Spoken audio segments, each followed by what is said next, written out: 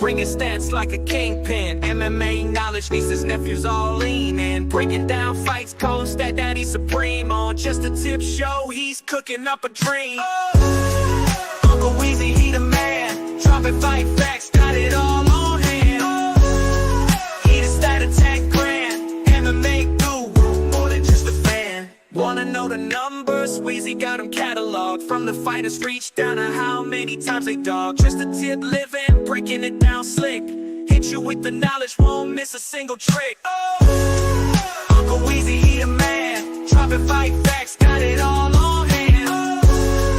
He the stat attack grand, MMA guru, more than just a fan. Balls, deep predictions, he be making those calls, getting in the details, opponents feeling small. From jabs to takedowns, got the whole fight ID. Uncle Weezy spitting truth, no lie, keep it G. Blow the horn, blow the horn. Stat Daddy Weezy not showing no scorn. Fight Night Kingdom, he wearing the crown. Break it down for the peeps, never looking like a clown.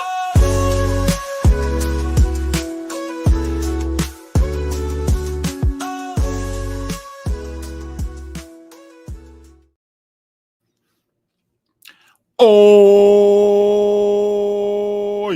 yes. What's going on, everybody? It's me, your host, Uncle Weezy. I have made my subscriber-only content that's available on oddshopper.com free this week for UFC 320. This is the second show that you're going to see this week on my YouTube channel. Last night, we went live and we did balls deep breakdowns. We spent about 2.5 hours going in depth into all of the fights on the UFC 320 card.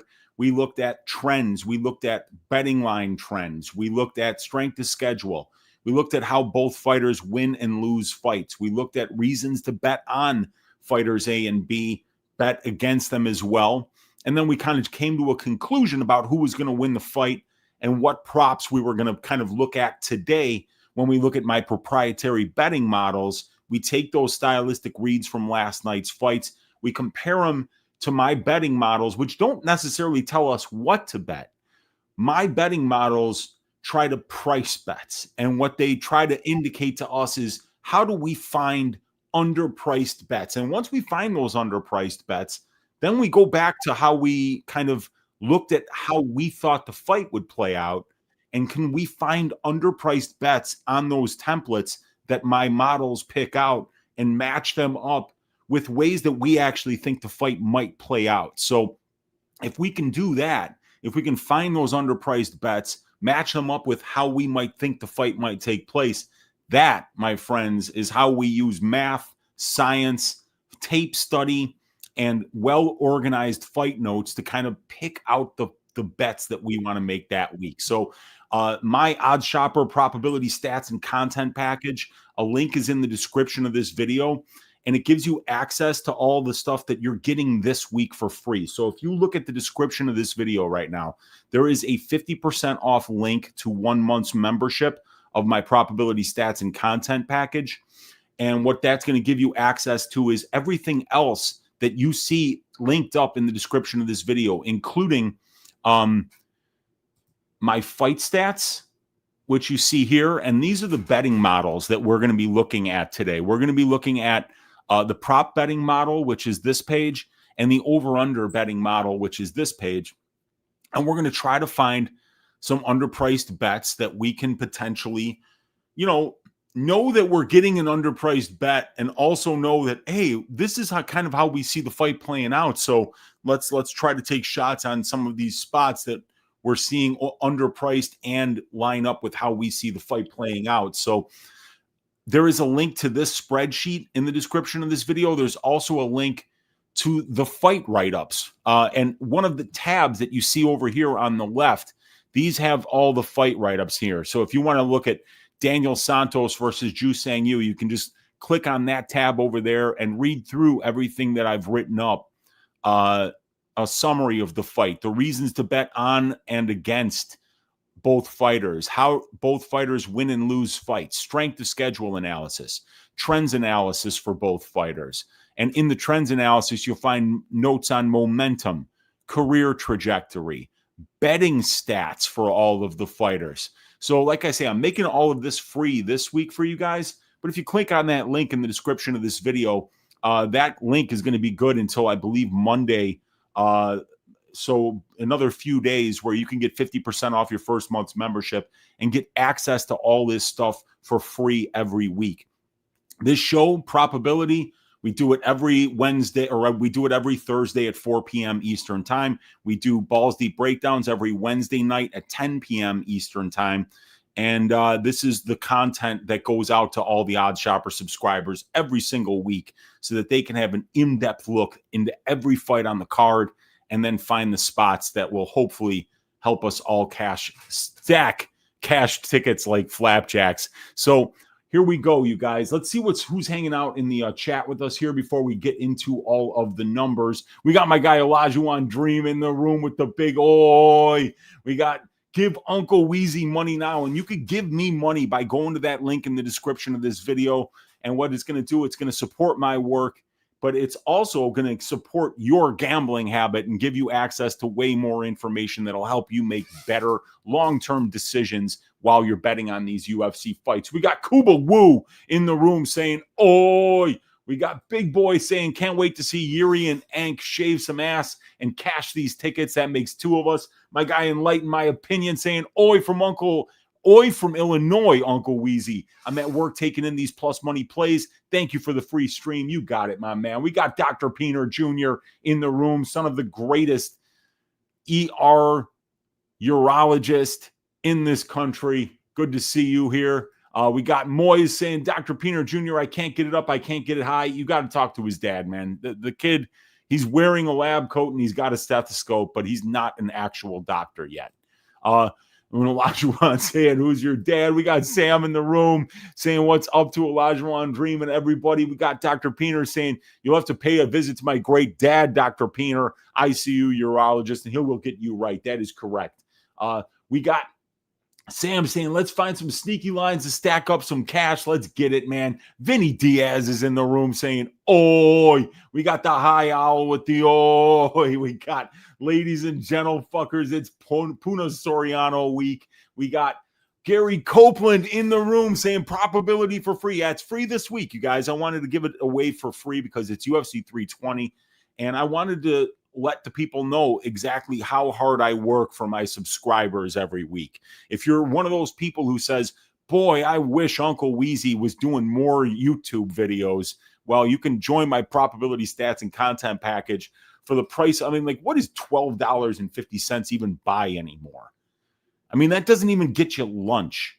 And that's what you could get an entire month of this package for right now for $12.50 if you click that link in the description of the video. So, yeah, I'm giving it away for free, but like the best crack dealers in the world, Mr. Gary Copeland, the first one's free, but the second one, that's going to cost you. But always good to see one of the great referees in here, my guy Gary Copeland hanging out. We got Kuba saying, oi, let's go. We got Gary Copeland with the oh, we got Paul Viverit in the room saying, Weezy, what is up, Paul? Good to see you hanging out in here. Can't wait for Uncle Weezy to sing at my wedding. Yeah, man, I could do some Barry White songs. I could do some Isaac Hayes songs. I could do anything that would be in the baritone range. You know, that would be my singing range for sure. And we got Paul saying, Aru. He might have a husky at home. We got Enlighten My Opinion saying 23 watching and not 23 likes.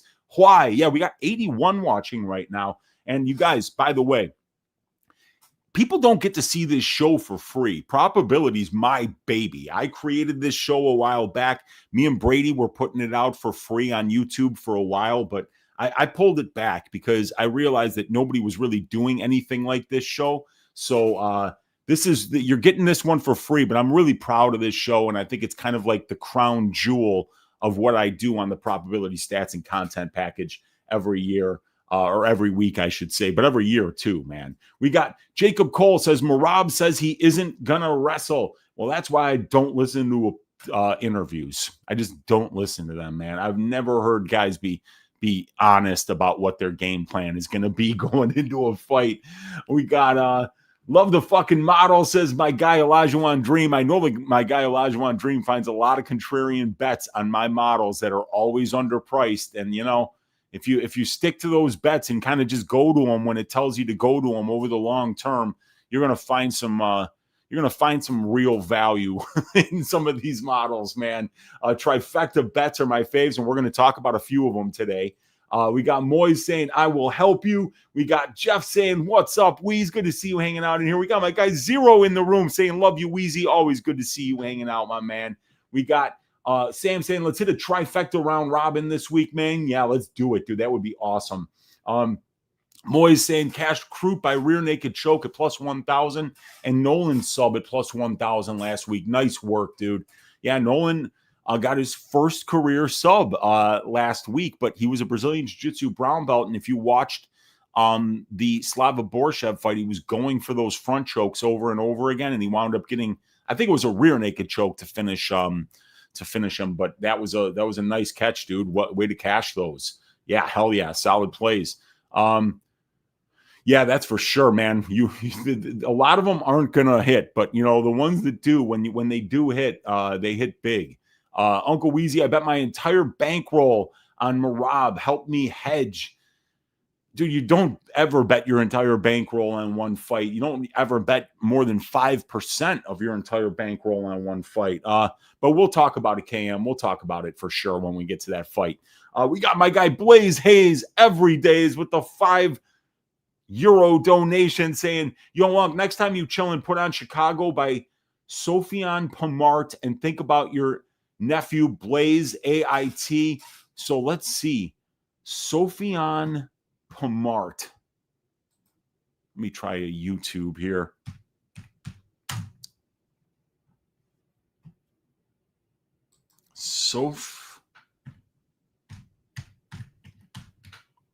Pamart, Chicago.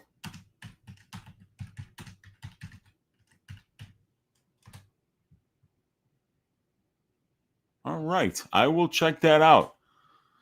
Chicago live at the Montreux Jazz Festival. All right, I'll have to check that one out, man. Thank you for the tip. Appreciate you, Blaze Hayes, and ring a ding ding for the €5 donation to the channel. Very much appreciate you, my man. Fromage Frog in the room saying, God bless you, Uncle Weezy. Good to see you in good health and great spirits. Good to see you hanging out in here.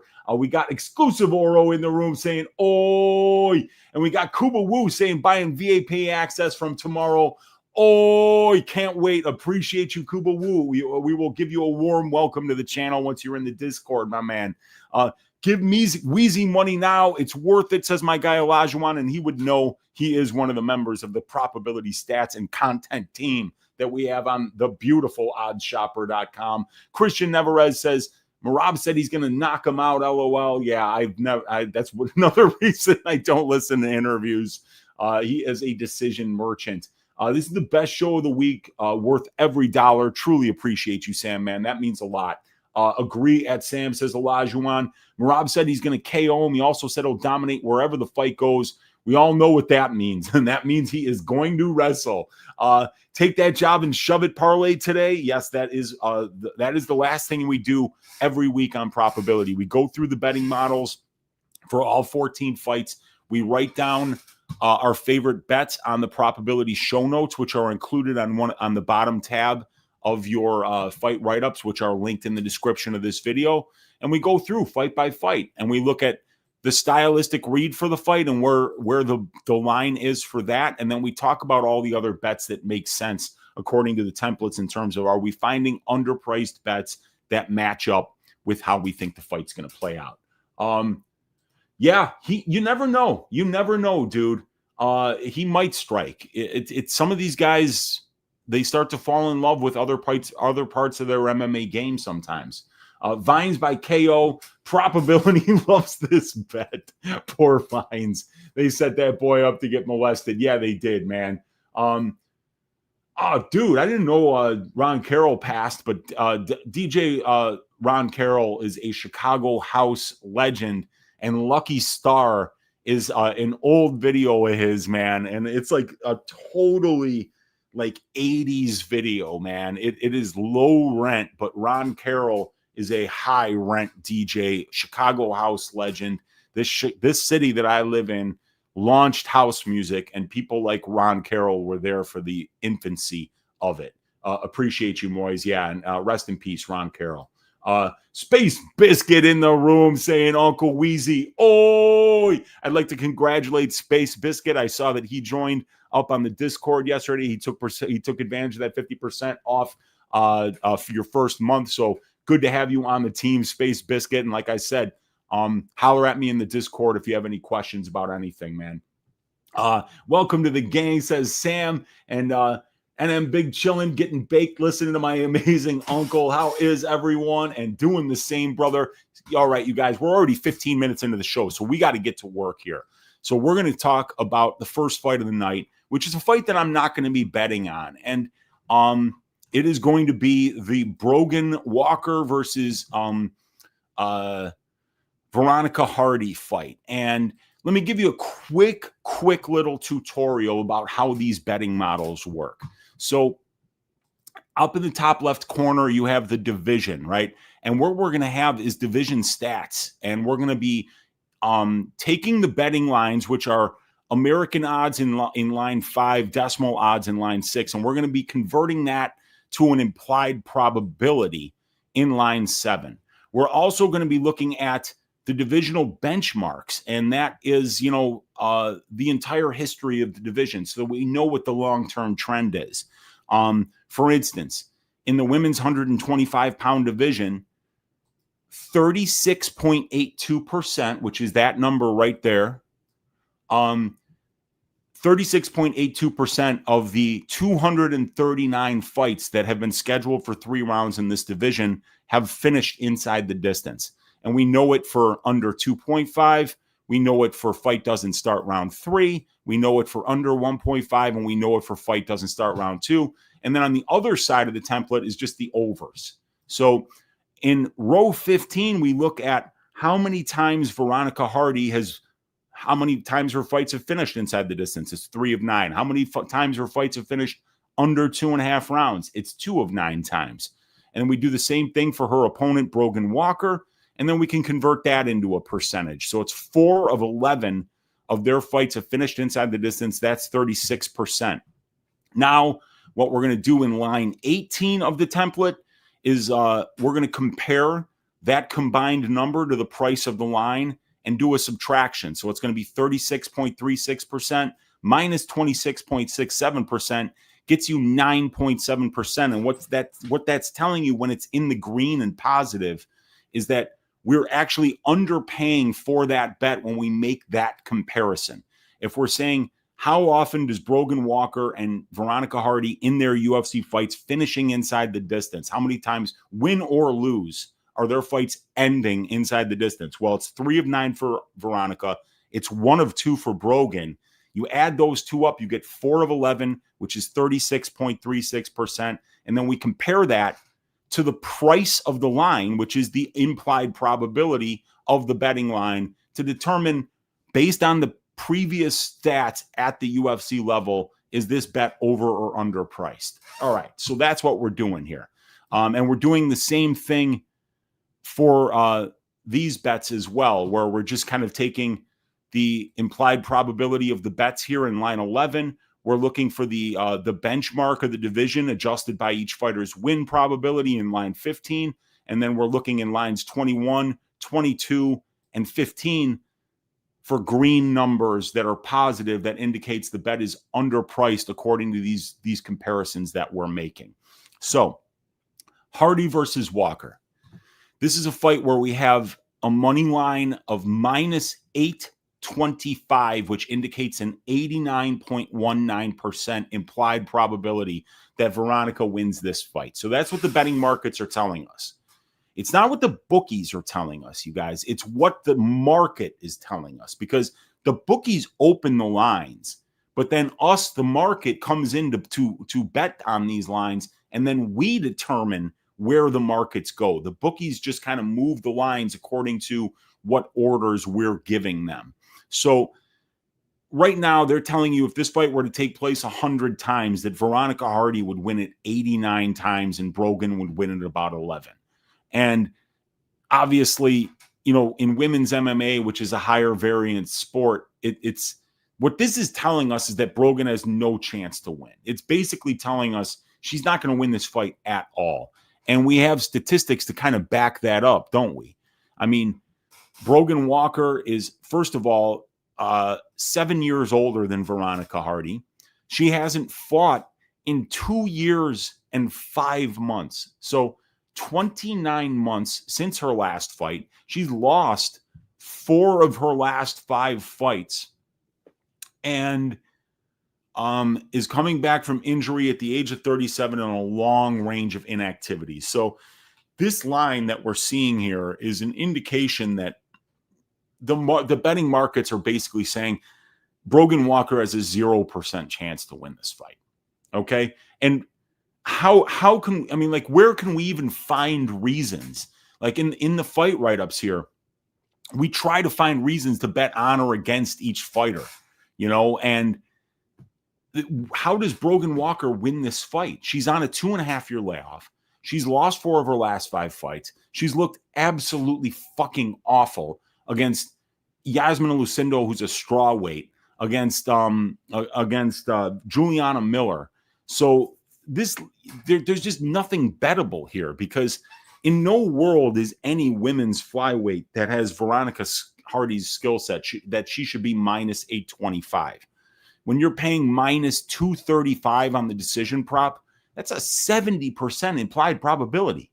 They're saying that if you're betting minus 235, you believe that this fight goes to decision at least 70 out of 100 times, and that, Veronica has to win it almost all of those times in order for you to get paid on that bet, because the actual fight goes to decision bet is priced at minus 350 here, which is about a 78% implied probability.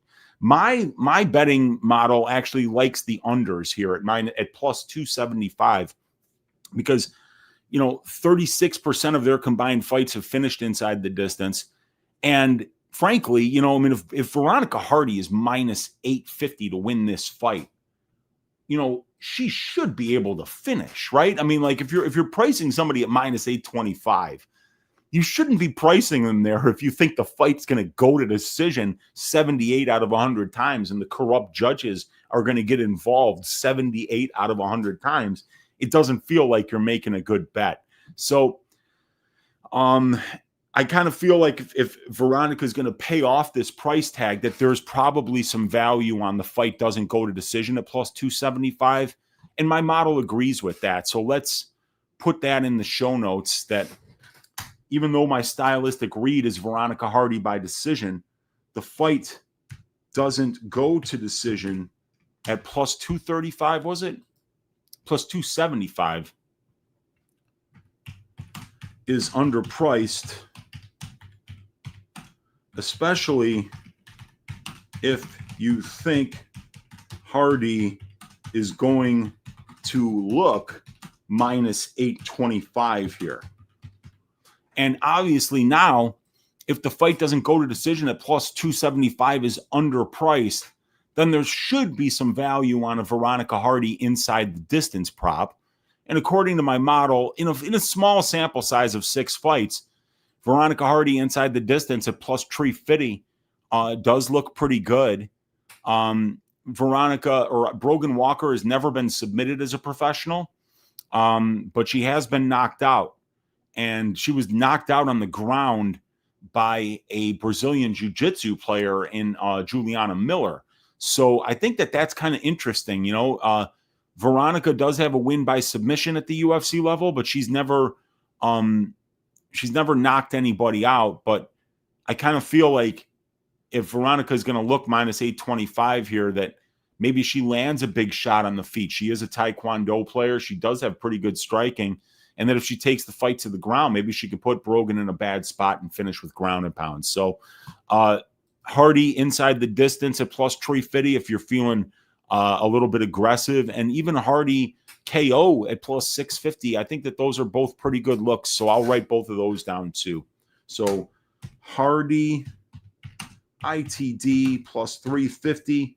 I mean, if you think that the fight doesn't go at plus 275 has value. You could get a little bit more with Hardy inside the distance and just say to yourself, yeah, I don't think Brogan Walker is getting a finish. I don't think a 37-year-old Brogan Walker on a 2.5-year layoff is going to be coming off that layoff and looking like, Zhang Wei Li all of a sudden. So Hardy inside the distance, Hardy KO plus 650 are the spots that I'm seeing here. And I mean, would I want to make any bets on Brogan Walker here? No, I mean, I wouldn't. We talk about the steakhouse bet, and the steakhouse bet is, when lines get blown out like this, sometimes a fighter could fight in a specific way, maybe throw the fight. Like, for instance, Brogan Walker by knockout is plus 4,000, you guys, plus 4,000.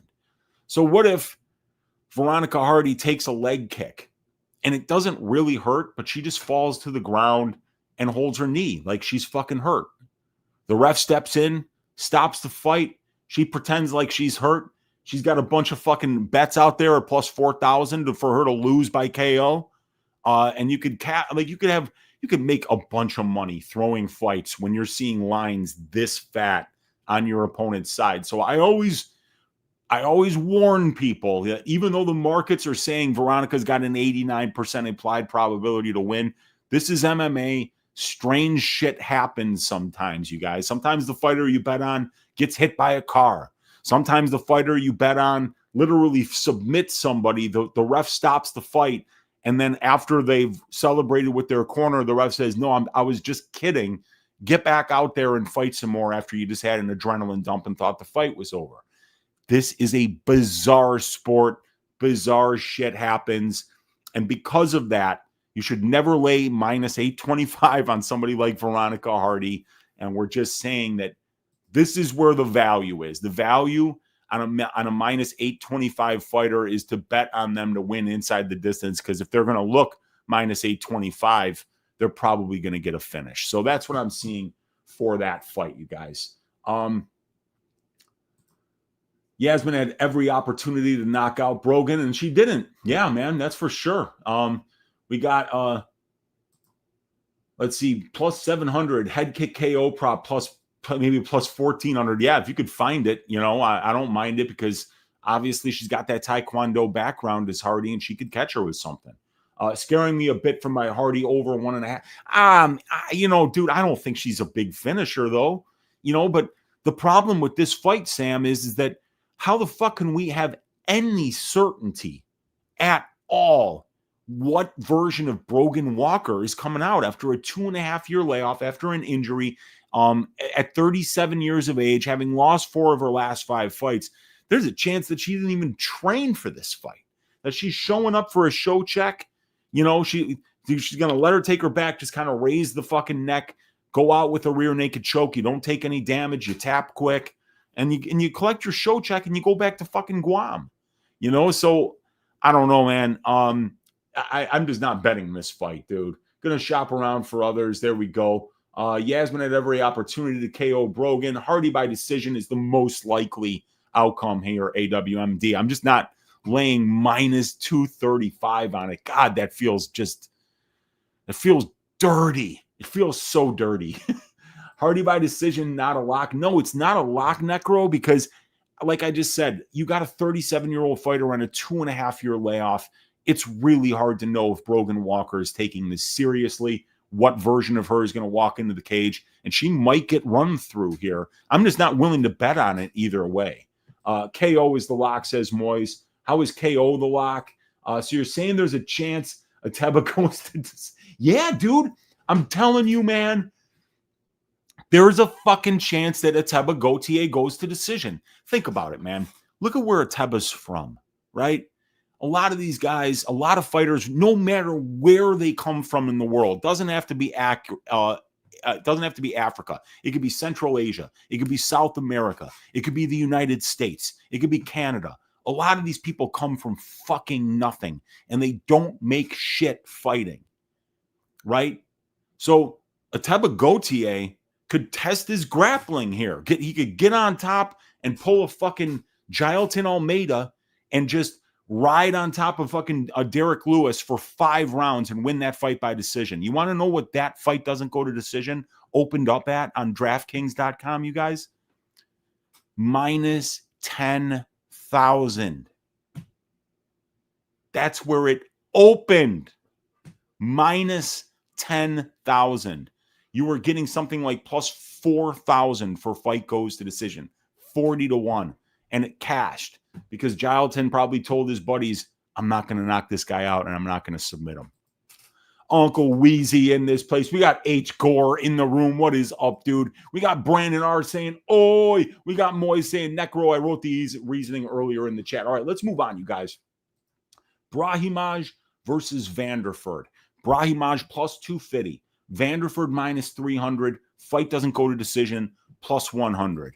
So my stylistic read for this fight was Vanderford by decision, but I could see this fight going a number of different ways. So there's obviously things that make a lot of sense for this fight. So first of all, Vanderford by decision plus 114, and my betting models, unfortunately, aren't going to be a lot of help in this fight. We just don't have a big sample size for either guy. Austin Vanderford won UFC fight.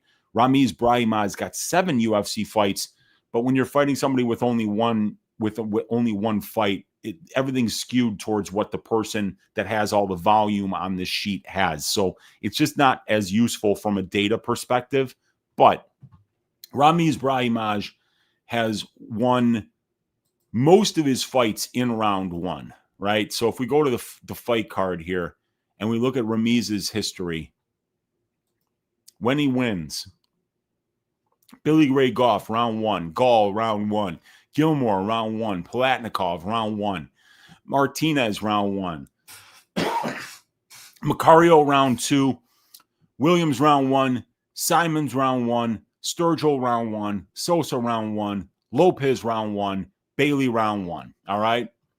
How does Austin Vanderford lose fights? Aaron Jeffrey, knockout, round 1. Gegard Mousasi, ground and pound, round 1. So what does that tell us? How does Ramiz Brahimaj win fights? He wins them in round 1. How does Austin Vanderford lose fights? He loses them in round 1. What are we going to bet? Ramiz Brahimaj round 1. So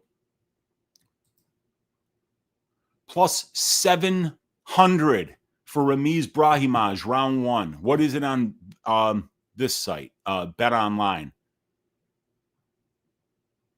Brahimaj round 1 plus 350. So we got the sharp book Bet Online plus 350. We got Bet Rivers plus 700. Are we getting some value on Ramiz Brahimaj at plus 700 in round 1? Goddamn right we are.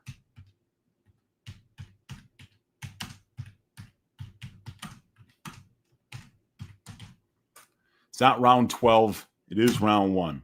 So when we see something that is that obvious in terms of we're matching up how fighter A wins fights with how fighter B loses fights, and we're getting an underpriced line, that is something where we might want to have that information available for the take this job and shove it parlay, because if we want to go into work on Monday after a big Saturday betting win and tell our job, or tell our boss, take this job and shove it, I just made a ton of money gambling and I don't need this shit anymore.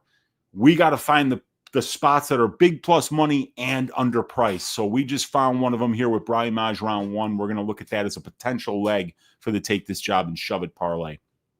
Vanderford is a very good grappler, you guys, and he's been fighting a lot of guys that have been much bigger than him. So Vanderford by decision plus 114, I think is a good look, especially because the money line is 75% implied, but the decision prop is less than 50% implied. And Ramiz Brahimaj has only been finished once as a professional, and it was as a result of him getting his ear ripped off.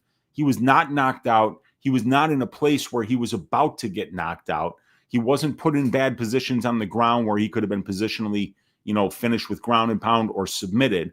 It was a freak strike that just kind of ripped at his ear and the fight had to be stopped for safety reasons. So I feel like a guy like Vanderford, who, if we look at his stats, right, he's got 8 wins by finish and 5 wins by decision on the regional scene. So a pretty good finish rate of about 60%, but usually good finishers at the UFC level are finishing at an 80, 90, even 100% level on the regional scene. So I feel like a durable guy with Brahimaj who does look to be making improvements. He's switched camps to Valley Flow Striking from what I heard. So I do believe that Ramiz round 1 is a good play. And I feel like Vanderford by decision at plus 114 is also a good play because of the durability of Ramiz and because of how Austin could potentially win minutes with his wrestling and top control while potentially keeping the distance striking exchanges fairly close.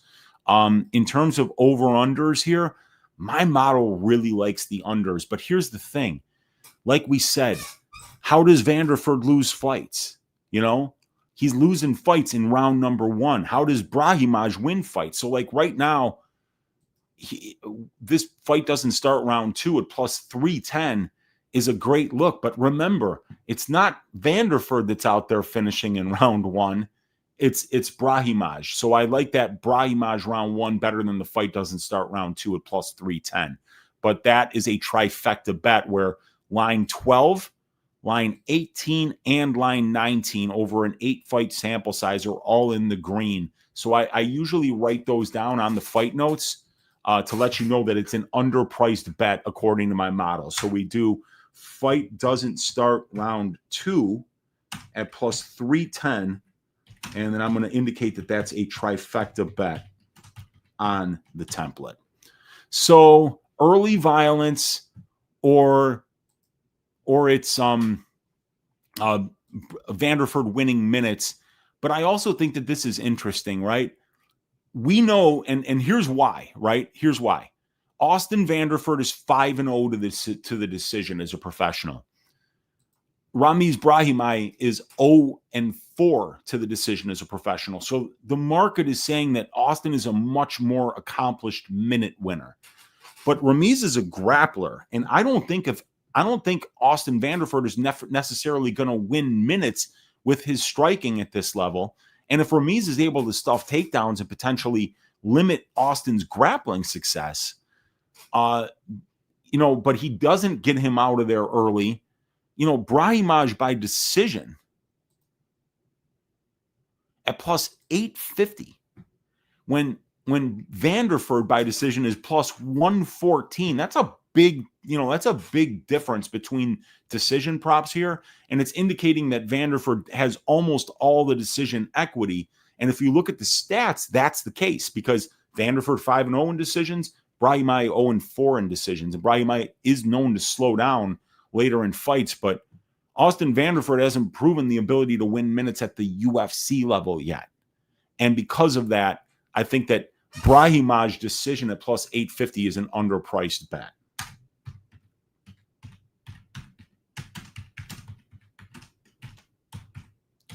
I'm going to just write underpriced bet. And I don't think it's out of the realm of possibility that he stuffs some takedowns and lands the bigger shots on the feet and wins some minutes and banks some rounds in this fight. So I think that's a very underpriced bet. Big upside on a plus 850 there. All right, you guys, let's see what you are all saying in the chat. We got Call Me Husker in the room. What is up, dude? Going to see you. Yeah, I mean, she's not great, but, and then she's minus 850, so I think that's a really good fight to just ignore. We got Stan Don Biz, and he is saying, I then ran into a real MFer. Good to see you, Stan. I hope all is well, man. Trifecta alert, says my guy Elajuan. We got Sultan in the room saying, oi. We got Truth Hurts, too, saying we up in Uncle Weezy's house right now. This is my house. This is my house. We're hanging out here, man. We're talking props, baby. Hit that like button. Appreciate you. Moy saying 185, 185. But yeah, Brahimaj round 1 is the logical angle. Yeah, that's for sure. Gautier right over 1+5, plus 425. Oh my God. Yeah, I know. My guy Brady said that he got it at minus 250 for the under. And then I saw minus 300. Let's see what it is now. Minus 600 for an under 1.5. Guys, that is officially the biggest under 1.5 prop I've ever seen. You want to talk about a potential steakhouse bet of the century. I mean, my God. All Gautier has to do is take him down and just kind of hold him down and land some like lazy ass grounded pound to let the fight go on. And he could cash in over 1.5. It's disgusting. Plus 2,000 on are you kidding me? Oh my God, that is wild, dude. Truth hurts in the room saying stay safe in Chicago, Wheezy. NWO is hard at work right now. Yeah, I mean, I stay safe, man. I'm in the Avondale neighborhood. I'm in my house, and we don't have to go downtown. We don't have to go, to the places of the part of the city where that actually are dangerous, which is a very small part of the city that's pretty far from where I am. Live bet would be good, in my opinion. I agree with that, man. I think that's a good idea because I don't know about minus 300, but I do know that Vanderford, if he survives the early storm from Ramiz, has got a much better chance to win. Slips and Rips in the room saying, thanks for the extra free work this week. Doesn't go unnoticed. I will get Odd Shopper in the summer. I appreciate you, Slips and Rips, and thanks for hanging out and enjoy the free content in the meantime, my man. Theo the Phillips saying, who the fuck is Austin Vanderford? That is Manzant. It's Paige Van Zant's husband, and he's a very, very talented mixed martial artist in his own right, and a very good wrestler and grappler, training out of American Top Team. The kid's for real, man. Brahimaj under 1.5 plus 500. Yeah, that's a good number too, dude. And you get the second, you get the first half of round 2 instead of just a plus 700 on round 1, man. Brahimaj round 1 finish only. Void of starts round 2 is plus 140 on DraftKings. I like that, but I do like that's a good look, man. What was the last trifecta bet with great odds that hit? So I believe, now I'm not positive that this was a trifecta, but I'm pretty sure that Tabitha Ricci by knockout at plus 2,000 over what's her name, Amanda Hebos was a trifecta bet at plus 2,000. That one hit. But I'm not exactly sure. My audience would probably know. Like if you were to ask my guy Olajuwon, he bets a lot of these contrarian overs in like heavyweight fights and in fights that are supposed to end early. And a lot of times, because the market's so positive that it's going to end early, they overprice the under, and the under just winds up like with all this value on it. And all it's saying is all you got to do is fade the market, and fading the market can be very profitable sometimes. Ramiz inside the distance is plus 100. So that's the scorecards, no action. I don't mind that either, man. Yeah, 0-4 in decision fights, absolutely. I was all over his decision until I seen that fact. Yes. And that makes sense because it's not only just Ramiz 0-4, it's Vanderford being 5-0. So obviously one of these guys is way better than the other at winning minutes. It's a penthouse for your info. What is up, exclusive Oro? Not saying he couldn't get his first decision, but I can't bank on that. Yeah, I know. I hear you, man. But there is value there. Like I say, value pre-flop is always stats based, and then we're going to find out how the fighters, whether they're going to do the dirty work for us or not, man. I'm definitely sprinkling over 1.5, man. That's for sure. There was a massive under 1.5 price tag recently. I can't remember what fight it was. Yeah, dude, I don't think, minus 600. We've never seen minus 600. Never. There's no way, dude. And it's going to be higher on the other books, dude. I thought that fight was off. It was off. So it was supposed to be Gautier versus Ozzy Diaz. Diaz pulled out, and they brought on some guy named Tre'ston Vines to take the fight. And I still want to know if Ramiz Brahimaj is training at Valley Flow Striking. I heard that, but I haven't heard it officially. Sam, new opponent at the Bookie Man. Yes, sir. Looking forward to Roundtree and Pereira. Definitely, man. Thanks for the time and insight, says Stan. You got it, man. Anthony Hernandez in the room saying, "Oi, what is up, Anthony? Good to see you hanging out here, man." We got Greenbat saying in the beginning there was Shama, but now there is no Shama. House every weekend. Let's go. Who's my too many unanswered questions fighter of the week? Patchy Mix, in my opinion. The Mix Wiklacz fight is something that I really think is a bit of a mess. Yeah, they might not have opened it yet. Okay, maybe we don't have it yet in Illinois. We got Remdog in the room. What's up, Remdog? We got Paul saying, Weezy, you live pretty close to the Biograph Theater where the legend John Dillinger was gunned down by the scummy FBI in 1934. Yes, I do. I believe that's on Southport. The Biograph. I forget where the Biograph is, but yeah. A lot of history in this city, man. Everyone bet the house on Tre'ston Fines. Just kidding, says Tyler. Ozzy Diaz pulling out shows great fight IQ. Yes, it does. And we got apologize for my ignorance, but what is a bookie again? It is somebody that takes the other side of our degenerate bets on sports. Dr. Peener Jr. We got M. Tass in the room saying big wheeze. And we got the bookie man saying yes. And you're right where you need to be, Wheezy. Go round 2. So you're saying, okay, so the yes that the bookie man is saying here is that Ramiz Brahimaj is training at Valley Flow Striking, no longer at Fortis MMA. We will no longer have to hear Saif Sayoud's constant coaching, never taking a breath, talking during the entire fight.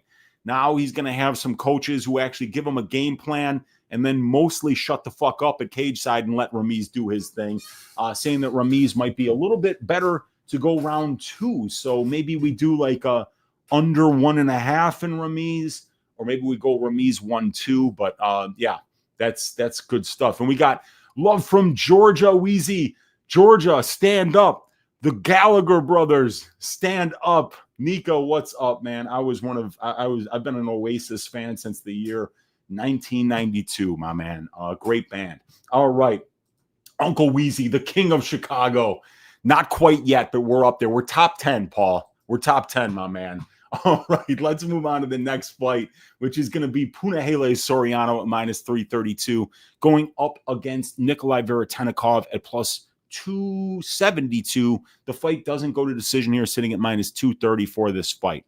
So if we're looking at where my model sees value here, it's seeing a little bit of value on fight goes to decision. And I don't mind that necessarily, just because I feel like if this fight goes over 1.5 rounds, there's a good chance it goes the full 15. Veretennikov is a pretty durable guy. He's only been finished once as a professional. And Punahele, while he's not the most durable guy, Nikolay's not really a finisher at this level either. So I think that Puna could potentially win minutes with his wrestling here. And if he does that, there's a potential for a ground and pound finish, but there's also a potential for a decision. So how does Veretennikov win this fight? Well, I think if he were to stuff the takedowns and land the bigger shots on the feet, we could see Nikolay Veretennikov winning by decision. In a 5-fight sample size, that's actually a small trifecta bet, as is Veretennikov's sub at +2,800, which I will obviously not be betting. And then the KO prop at +130, right? This is something that I think has a lot of value. It's way overpriced if we look at line 15 of the template, but over a 7-fight sample size, with Puna having about a 77% implied probability to win this fight, my model says that the knockout prop should be priced around 55%, while we're getting it at about 43%. So I think Soriano, if he was to finish this fight, much more likely, in my opinion, to finish it by knockout than he is by submission. And we can actually look here on the Punahele Soriano individual stats page and look in his 9 UFC fights and 76 minutes of cage time, how many submission attempts has Punahele Soriano attempted at the UFC level? And the answer to that is 0. He's never attempted a submission. So Punahele Soriano by KO at plus 130. That's my stylistic read. And I think that that's the most likely path here for Puna. I think he can land a big shot on the feet. But what I think is more likely is that he gets on top and then starts to land big ground and pound. And when Nikolay gets back up to his feet, that's where you could potentially see Soriano landing the big shot. You know, as he's trying to get back to his feet and selling out, Soriano could catch him on the way up with something big. Or he could catch him at distance, or he could just pin him to the ground and just land positional ground and pound until the ref steps in. But Soriano by KO is by far my favorite spot in this fight. If we're looking at the over-unders, like I said, my model doesn't mind fight goes. And its favorite bet in terms of violence would be the fight doesn't start round 3 at minus 107, because 6 of 9 Soriano fights have finished in rounds 1 or 2, and 1 of 3 for Veretennikov. And it basically, neither one of these guys has ever had a fight at the UFC level in a 12-fight sample size end in round 3. So when we have that in the stats, you know, sometimes we just want to say, all right, if both guys' offensive and defensive being finished conditions are in rounds 1 or 2, well, then let's just bet fight doesn't start round 3. So the two favorite bets, if you're liking the over, just pick fight goes. Because if this thing goes over 1.5, if it starts round 3, it's probably going all the way to decision. And if you like the unders here, my model is telling us that over a 12-fight sample size, which is something we could sink our teeth into a little bit, that the best price bet is fight doesn't start round 3.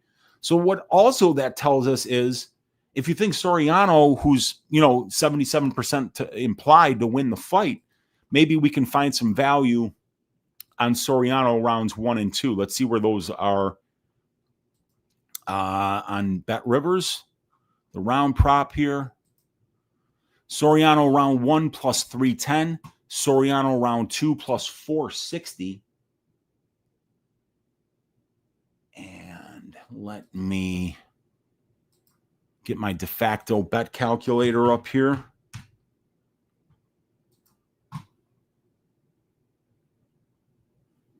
Okay. So I created this calculator in Excel that can teach us how to size bets properly so that we can do a Dutch bet or a de facto bet. So 310 and 460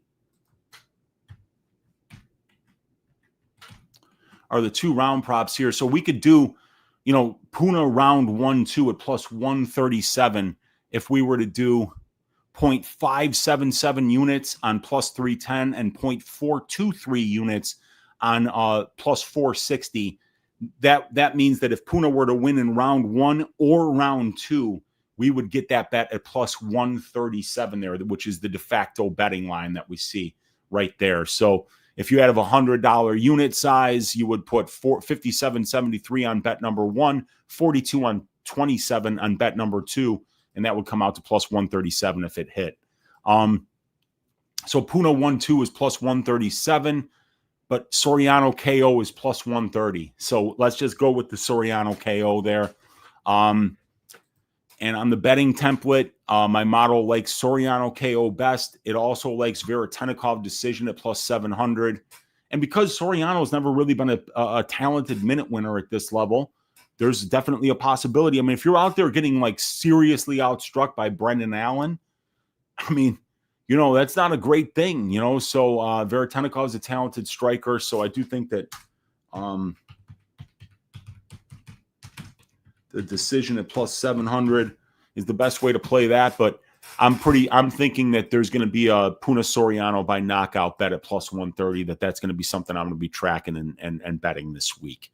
And maybe we can put that in a parlay, in our probability parlay this week, because my model likes it. It matches up with my read for the fight. So I think that's a potential leg for the probability parlay this week. All right. Let's see what you guys are saying in the chat. Bilal is the king of Chicago. That's for sure, man. We got my favorite of our history has to be the Roman Greek names of places and streets. Classic touch on a once beautiful city. Yeah, man, definitely. Rome is beautiful. Greece is beautiful. That's where my roots are from. We got exclusive saying, who? saying to Bilal. Soriano by submission is mispriced. Veretennikov has bad habits on the ground. Prado chained 4 sub attempts in round 1. Bad habits. He was put in Von Flue choke twice by Prado. Yeah, he's not a great ground player for sure. Soriano by Von Flue probably plus 4,000 to 5,000 would be a big number. Neither did Ilan Kutalaba before he submitted Turkish Power. That is a very good point. Yes, Kutalaba, who I had by KO in that fight, wound up submitting Ibo Aslan. Absolute. Yeah, regarding sub attempts, yes. Soriano by calf slicer. I wouldn't go method of victory or Soriano money line for that matter. We got Prado chained arm triangle to Von Flue to MC, a rear naked choke and an arm bar. Yeah, I mean, like, Prado sucks, so that's probably why he couldn't finish. So maybe Soriano's better on the ground than him, but I don't think so. He's just not a great submission grappler. Does that calculator come with the content package? So, like, yeah, I mean, I could post that in the I could post that in Discord and have it be downloaded by people. People have done that already for sure. Yeah, and Puna decision, says the bookie man. He likes the Puna decision. He's saying that the Puna submission is mispriced. Yes, because of how bad the what's his name is, Veretennikov is on the ground. But I just, like I say, he's never even attempted one at the UFC level. And I think that if you watch the Baeza fight, you'll see how much more likely Soriano is to use offense with his ground and pound than he is with his submissions when he gets to top position. All right, next fight. Wiklacz versus Mix. Mix about minus 300. Wiklacz plus 250.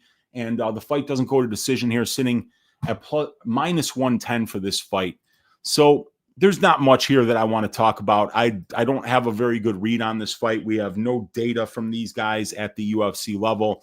And for me, like, Wiklacz is just a complete unknown. The only footage of him that's even available is him fighting the same guy 4 or 5 different times. So I want to see an opponent against a number of different fighters, not the same fucking fighter 4 times. I mean, like, how big those adjustments are between fights that often can make those kind of fights somewhat unpredictable to predict. And here,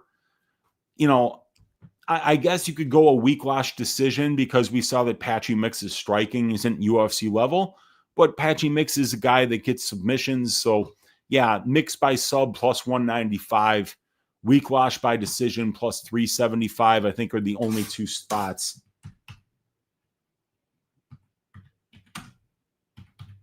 That make any sense to me.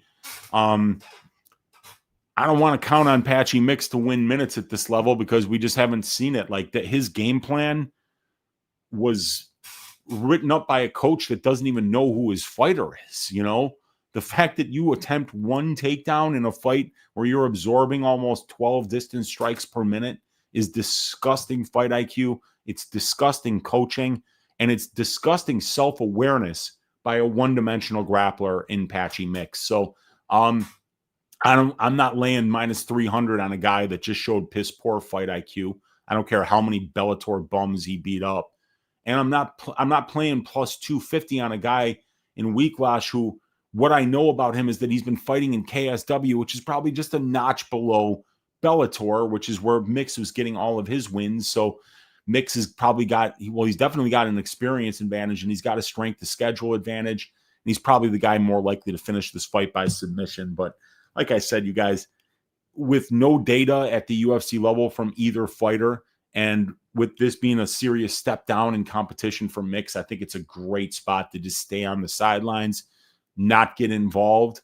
If you guys want to lay Patchy minus 300, I get it. Like, he wasn't that much cheaper versus Bautista, and you're getting a much easier opponent. So, but I don't want to trust this guy to win minutes or moments at this level yet, because what I saw was a grappler with 0 wrestling ability. Guys, that's not going to fly at this level. If you're a pure grappler, but you can't fucking wrestle, the UFC is not the place for you. You're going to have a fucking bad time trying to get other people to engage you in what you do best. Not a lot of people are that fucking stupid at this level, you know?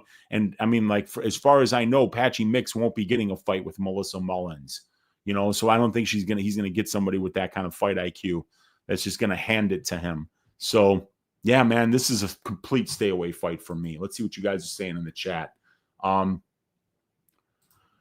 Yeah, I'm not surprised. You know, I mean, like I said, I'm not fucking laying minus 300 on this guy. There's no way. There's no fucking way I am playing that. I mean, Patchy by sub is a probably the best priced bet in terms of what's available out there. But and you're getting a good number at plus 195. And if he is who he's supposed to be, that's probably how he wins this fight. Yeah, never trust Euro Trash MMA debut. I tend to agree with you, man. My biggest bet on this card is Mix gets subbed. Wow. Yes, I said that. That's wild. And Wiklacz by submission is plus 1,400. And my model likes it because 9 of 13 wins for Jakub Wiklacz in 3-round fights have been by submission. So we will see. Yeah, it did. It did, man. Patchy got minus 225. Yes, you could actually get out right now at plus 250 on the Wiklacz side and lock in a profit. So you did your job, man. Patchy by Gilly. Yeah, he's a rear naked choker, a Gilly guy for sure. We got Necro saying, what do you think about Chiasson by KO or decision bet? We'll talk about that when it's coming up. Bufo saying, what's up, Prophet Weeziah? It's good to see you, Buffalo on the beat, hanging out in here. We got Tabuki Man saying if Patchy wins, it's by knockout, round 2 or 3. There we go. And Action Jackson in the room saying, oi. And Big Boy saying you can't sleep on Polish fighters. Hey, there's a lot of good ones, man. That's for sure. All right. Next fight that we're going to talk about, Macy versus Yana. So the value that my models are seeing here in terms of pricing of these bets, and we've got a 22 fight sample size here. So these are where the models are actually helpful. You know, sometimes you get fights where, you know, both fighters have 1 or 2 UFC fights, and you know the variance in those in small sample sizes is always higher.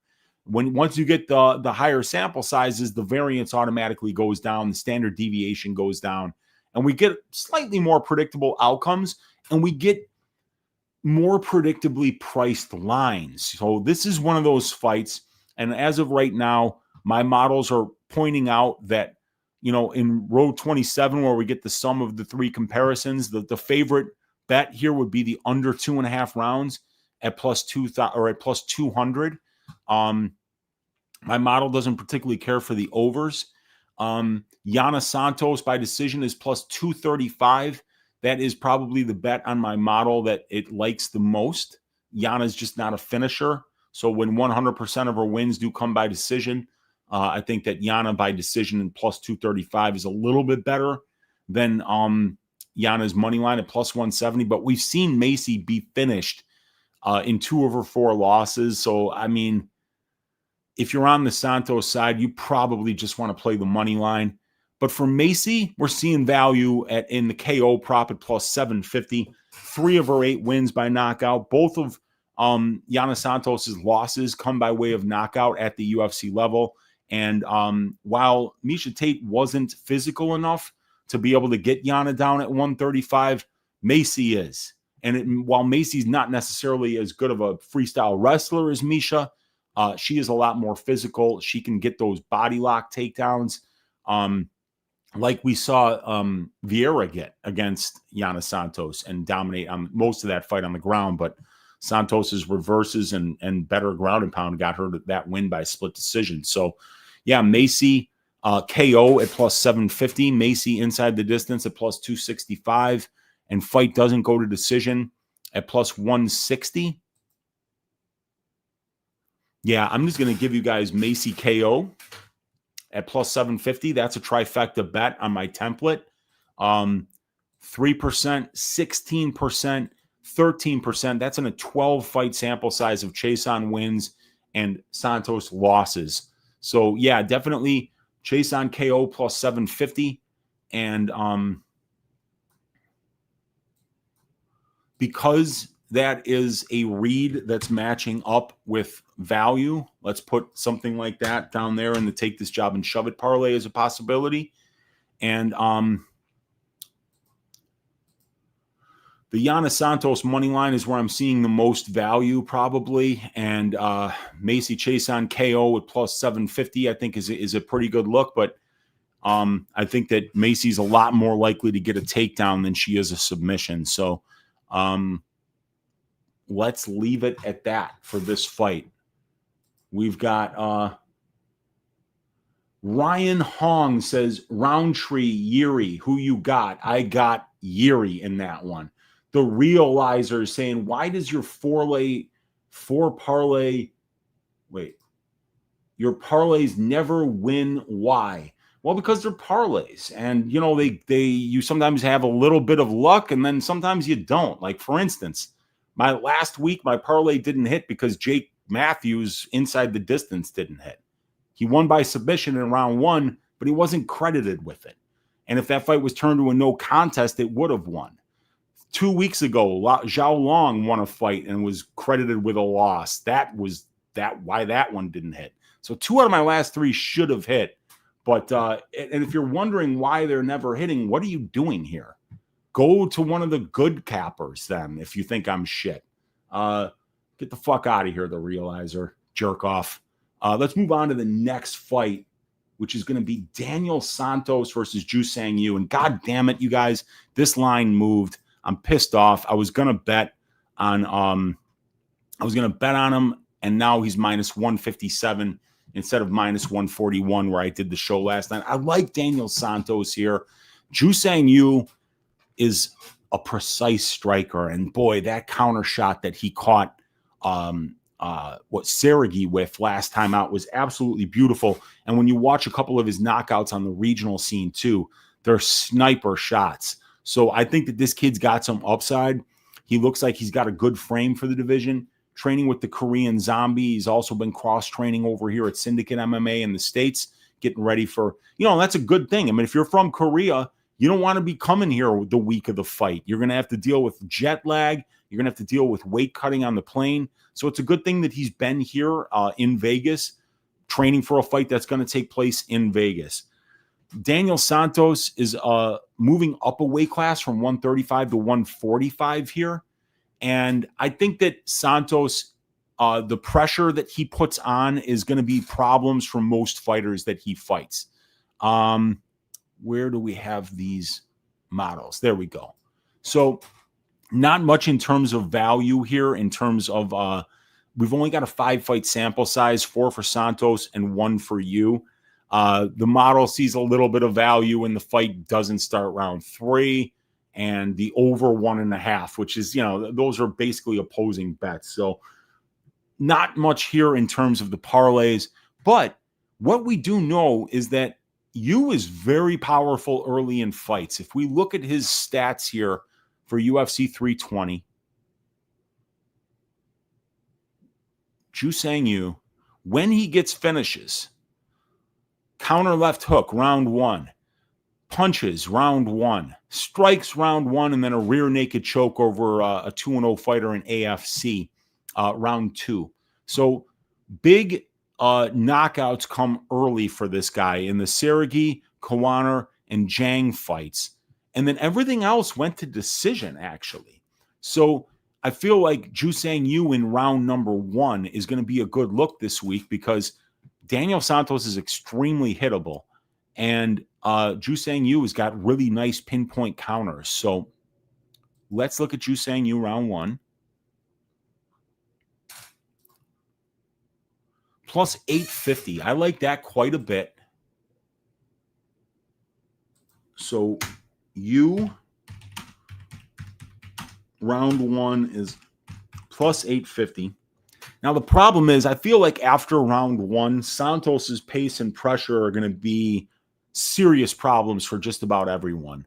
I heard my guy, John Stargarian, last night on the Beat the Line broadcast compare Daniel Santos's skill set to Merab Dvalishvili, and I agree with him.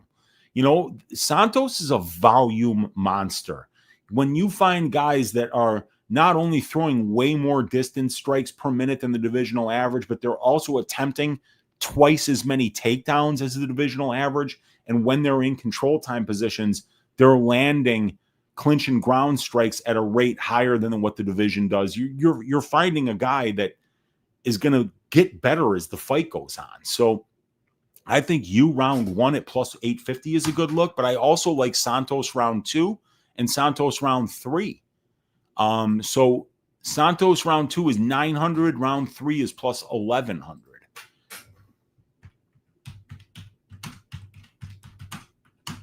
Plus 900, and then we'll do the round 3, 1100.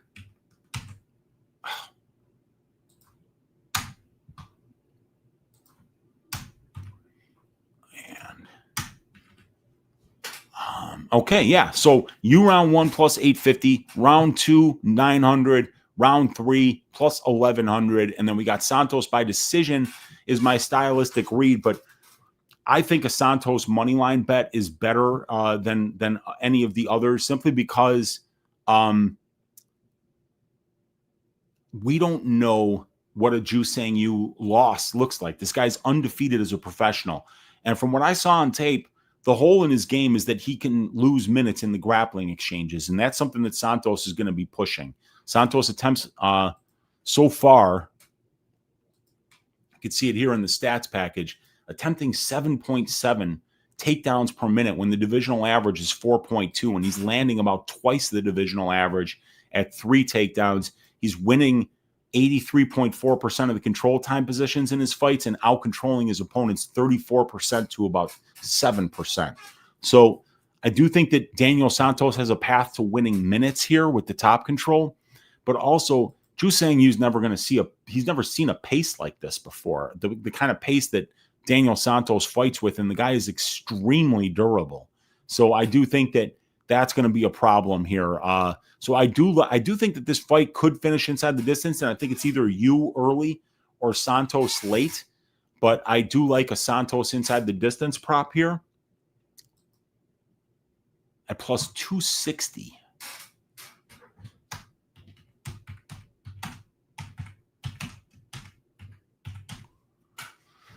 And then you by KO plus 390. I think that's probably his best path. I don't know if he's going to be able to win minutes at this level, but Santos' decision is plus 190. My model likes that quite a bit, but it's a 3-fight sample size, so it's not that meaningful. And you is a little bit cheaper at plus 300 by decision.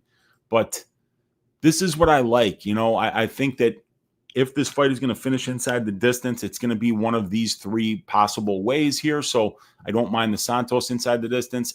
The round 2-3 Dutch at 900 and 1100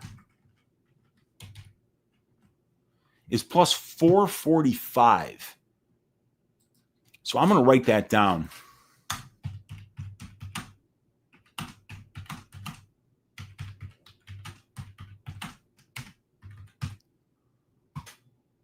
That's Santos. I don't mind that, because like if the inside the distance is plus 260, but I can get Santos 2-3 at plus 445 when I think that it's not going to be a one-punch knockout. It's going to be the pace. It's going to be breaking him. That takes time. So yeah, Santos 2 or 3 Dutch at plus 445. That could be something I think that I might be playing this week. It's a pretty good look in my opinion. There we go. 41 comments in the goddamn. Wow, that's just too many comments. Wow. We got exclusive Oro saying, I'm sorry, Waldo decision and Josh Van KO. People forget Wheezy. That's why their names will never be remembered. The bookie man says Santos by decision. Well said, Uncle Wheezy. Screw that dude. And yeah, the realizer, if you don't like me, you're free to fucking leave. It's free content. Nobody forced you in here. Fucking get the fuck out of here with that shit. Olajuwon saying Waldo decision and Gustafsson decision in the same night. Yeah, that one hit at what? That was like at 60-1 or something like that. Jacob Cole saying Wheezy's MMA IQ is off the charts. He might not always be right, but he's sharp as fuck. I appreciate you, Jacob. We got the High Owl saying Realize these nuts.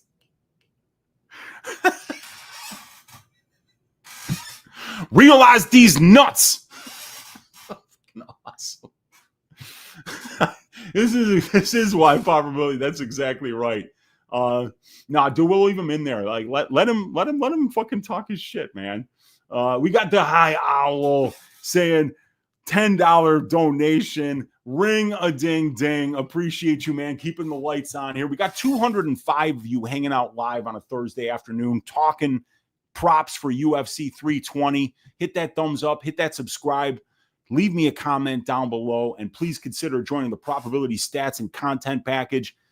$12.50 a month instead of $25 if you hit that link down below for your first month's membership. Get access to the fight write-ups. Get access to the probability show notes. Get access to Balls Deep breakdowns every week. Get access to probability every week. Get access to the stat sheets, the Discord, all the track bets. Appreciate you, man. We got the retard. Keep on keeping on, Unc. I will definitely do that, man. We got, let's see here. Bookie Man saying round 3 or decision. What's the line on that for Santos? That's not a bad idea, man. Round 3 decision is plus 138, my man. Plus 138 for Santos round 3 decision. So, like, round 2, round 3 is plus 440. The round 3 decision only plus 138. So, if you do, see, I kind of feel like, man, like, you should be getting a better number than that. Because if the decision is plus 190, well, either way, I don't think it's a bad look, dude. Make your rage mate more believable, dude. What's up, Theo? Good to see you hanging out in here. Wheezy, please ban this guy. Nah, man, I'm good. We got VB saying, finally caught you live, my guy. I really like the stats model you built. It must have taken a lot of work. Dude, there's another model that I built, VB, that is such a big spreadsheet that I can't even use it. I'd love to demonstrate it for you guys because it does all of these calculations for takedown props, significant strike props, and fantasy score props on Prize Picks and Underdog. It's a phenomenal product, but when I try to send that spreadsheet out to people, like it's too big to fucking send, so it's crazy. But yeah, man, these stats models that I've been putting together, they took a ton of work, and I'm still trying to find out the best way to show them to you guys so that you guys can get the most out of it. I think UKOs him in round 2. The dude's got power. It definitely could happen. And ring a ding ding, you guys. My guy Justin Cash with the $1 donation. And I was on you and you plus 3.5. Now not so sure. LOL. Yeah, I like I like Santos here, but now that the line is moved, man, I'm not happy about it. I wanted it at minus 140, and honestly, with how good you looked in his last fight, I thought that the money would come in on you. I've heard a lot of sharp guys talking about that they think you at plus 120 was a good play. So I kind of waited on the line thinking I might get Santos at minus 135, minus 130, but I was wrong. Jew KOs who? That rhymes. Round 3 decision is a parlay piece. Then it's not bad, man. I don't mind it. We got Prochaska Yuri not going the distance has to be a lock, right? It should be, dude. It should be. I'd be really surprised if that one went to full 15. Weezy in here bragging about his massive stat sheet, which it is. Let me see if I can find that thing for you guys. What? I think it might be called Naked. Something Naked. The Naked probability? No, that's not it. Fuck. Yeah, I can't. I'm going to do a demo for my Odds Shopper members, maybe later on this week or something, showing them that, and then maybe we could try to figure out the best way to display that information to people. Sounds dirty. It might be Fromage Frog. God, we are working at a snail's pace here, you guys. I got to get lunch. I got to get grocery shopping done. Gutierrez versus Basharat. So we got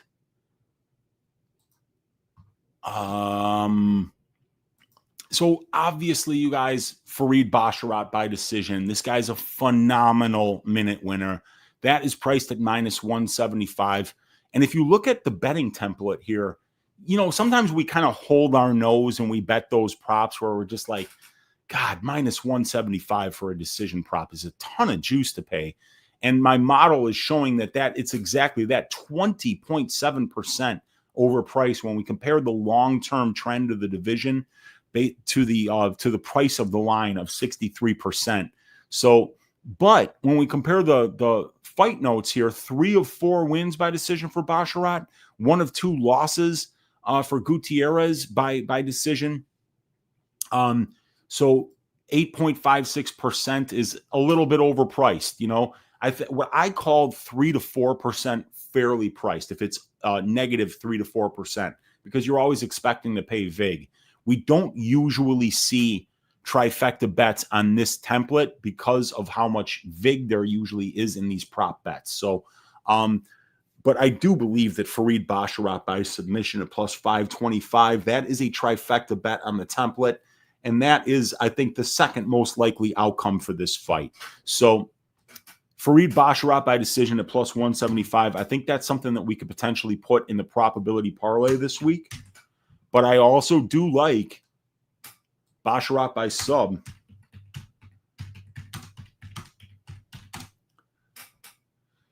plus 525. That's a trifecta bet on the template.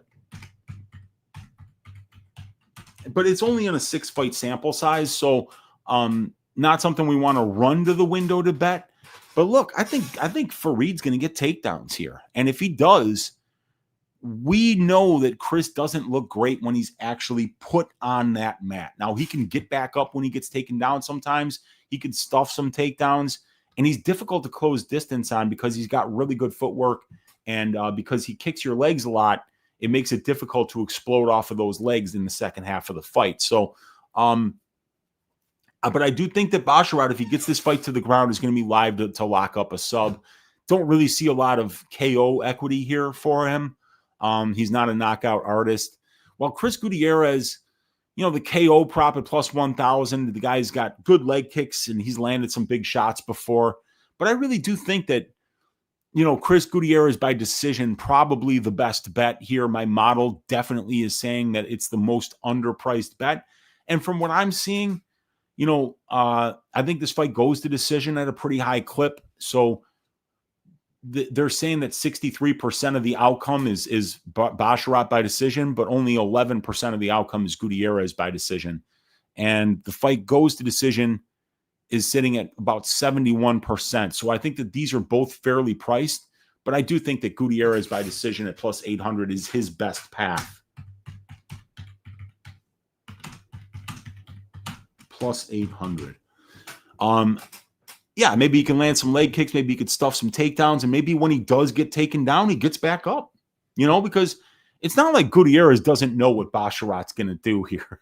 Basharat's a smart fighter. He fights to the weaknesses of his opponent, and he knows what Chris Gutierrez's weakness is. So if Gutierrez can come up with a good game plan and stuff some takedowns here, win some minutes in the clinch maybe, he could actually get a decision. But I feel like Basharat by decision at minus 175 is fairly priced, and I think that that's probably should be even minus 200 or minus 225. So that might be something we parlay up in the probability parlay for this week. We got, how long does it take you to compile this stuff typically? So what I do after every event is I will go to the UFC stats page, and then I will get the fight information from the 12 to 14 fights that took place. I put that into my database. Like I've got this thing here, right? Where is it? There we go. So this is my database, right? This is every fight that's taken place in the UFC. You can just see how long it takes to scroll through all of this. This is every fight that's taken place in the UFC from January 1st, 2013, all the way up to now. And these, like for instance, this is every fight, this is the same thing. And then I've got all of these analytics that are based off of the information that's on the spreadsheet to the right of these analytics. All these things automatically populate and compute. So like I know, for instance, in 3-round fights, you know, there have been 5,590 3-round fights since the year 2013 till now. I know exactly how many of them went under 1.5 rounds. It was 1,800, and it's a 32% clip. But we also know that for every division as well. So here's the 115-pound division. Under 1.5 rounds happens about 20% of the time. So these are where all of my benchmarks are compiled. And then in the stat sheets,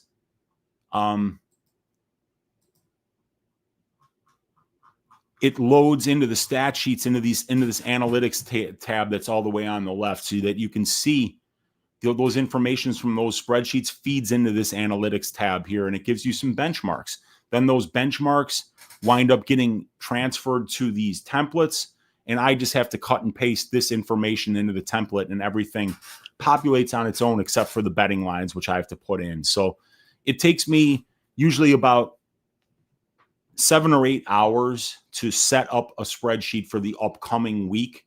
And then once that's set up, I need to put all the betting lines into it. So it takes me a lot of time.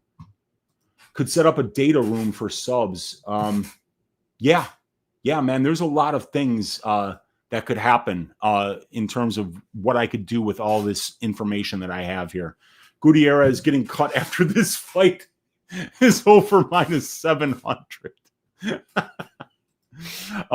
VB MMA Pigsake and took a risk on Basharat 2-3 subline was pretty generous. What do you think?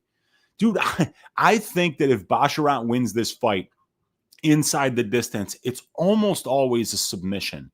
So for Farid, we're looking at about a +500 sub prop, which would be what, 16-17%.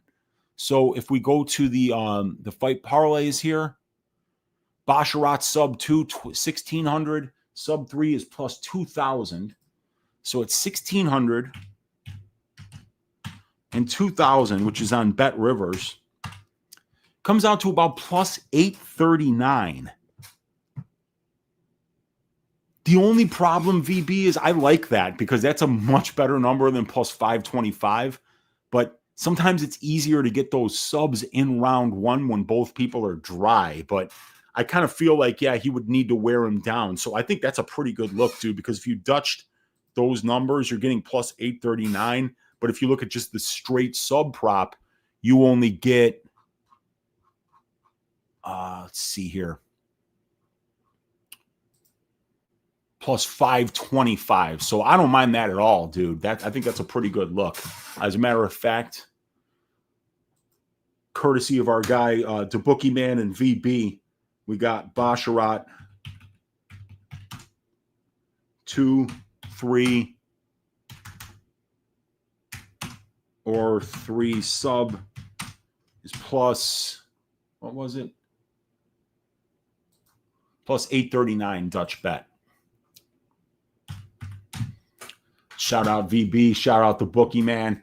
We got Basharat sub 2-3. Take it to the bank. There we go. We got Ilias in the room. Caravacos saying, "Oi, hello, Uncle. Thank you for the early stream and free content. I hope I have a chance to subscribe this month. Truly appreciate you, Elias. You're always in here with the kind words, man. And I really appreciate you, man. And my guy, dude, I've known Tajik Bey since like 2019, 2020, saying hard work pays off, Wheezy. Keep it up, man. I intend to, Tajik Bey. Truly appreciate you, man. Hope all is well with you, brother. Olajuwon dreams on that. He's playing it right now, baby. Oh, shit. FanDuel had 1,700 and 2,500. Much better numbers. So that Dutch bet on FanDuel would come out to +964. Even better. I like it, VB. Maybe I'll throw a quarter unit on that shit. You know, because like I could do it like this. So if I want to put 1 unit on, this will work. This will tell me what to put, how to make it a 1 unit bet. But if I put that as 0.25, it shows the same thing. So for a $100 unit size, I could put 0.148 units on +1,700. I could put 0.102 units on +2,500. It would be $14.77 on the round 2, $10.23 adds up to $25. Quarter unit bet would get you a plus 964. That's not bad. And you were already on the Basharat sub. Cannot sprinkle the rounds. There we go. If you're already on it, there you go. But I think those are some pretty good looks, man. And the Basharat sub at plus 525, the trifecta bet, that could be a take this job and shove it parlay piece, in my opinion. And then we've got Basharat by decision as well as a potential probability parlay piece. All right, you guys. Shahbazyan versus Muniz is the next fight. And Shahbazyan KO is minus 157, but I want to pull your attention to another bet, which is the under 1.5 rounds at minus 125. And the thing about this,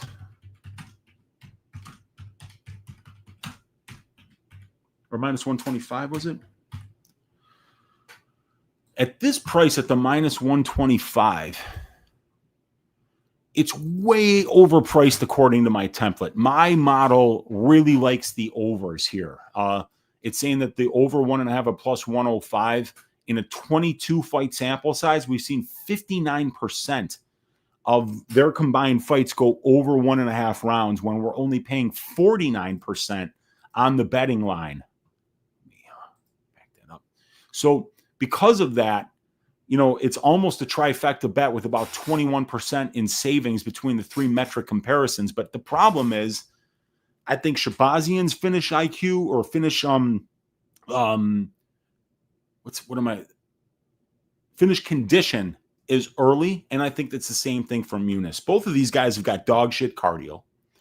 It's easier to get submissions early in the fight when both fighters are dry, and it's easier to get knockouts when you have 100% of your power, you're warmed up, you're ready to go. So I feel like this under 1.5 rounds is being overpriced for very good reasons, you guys.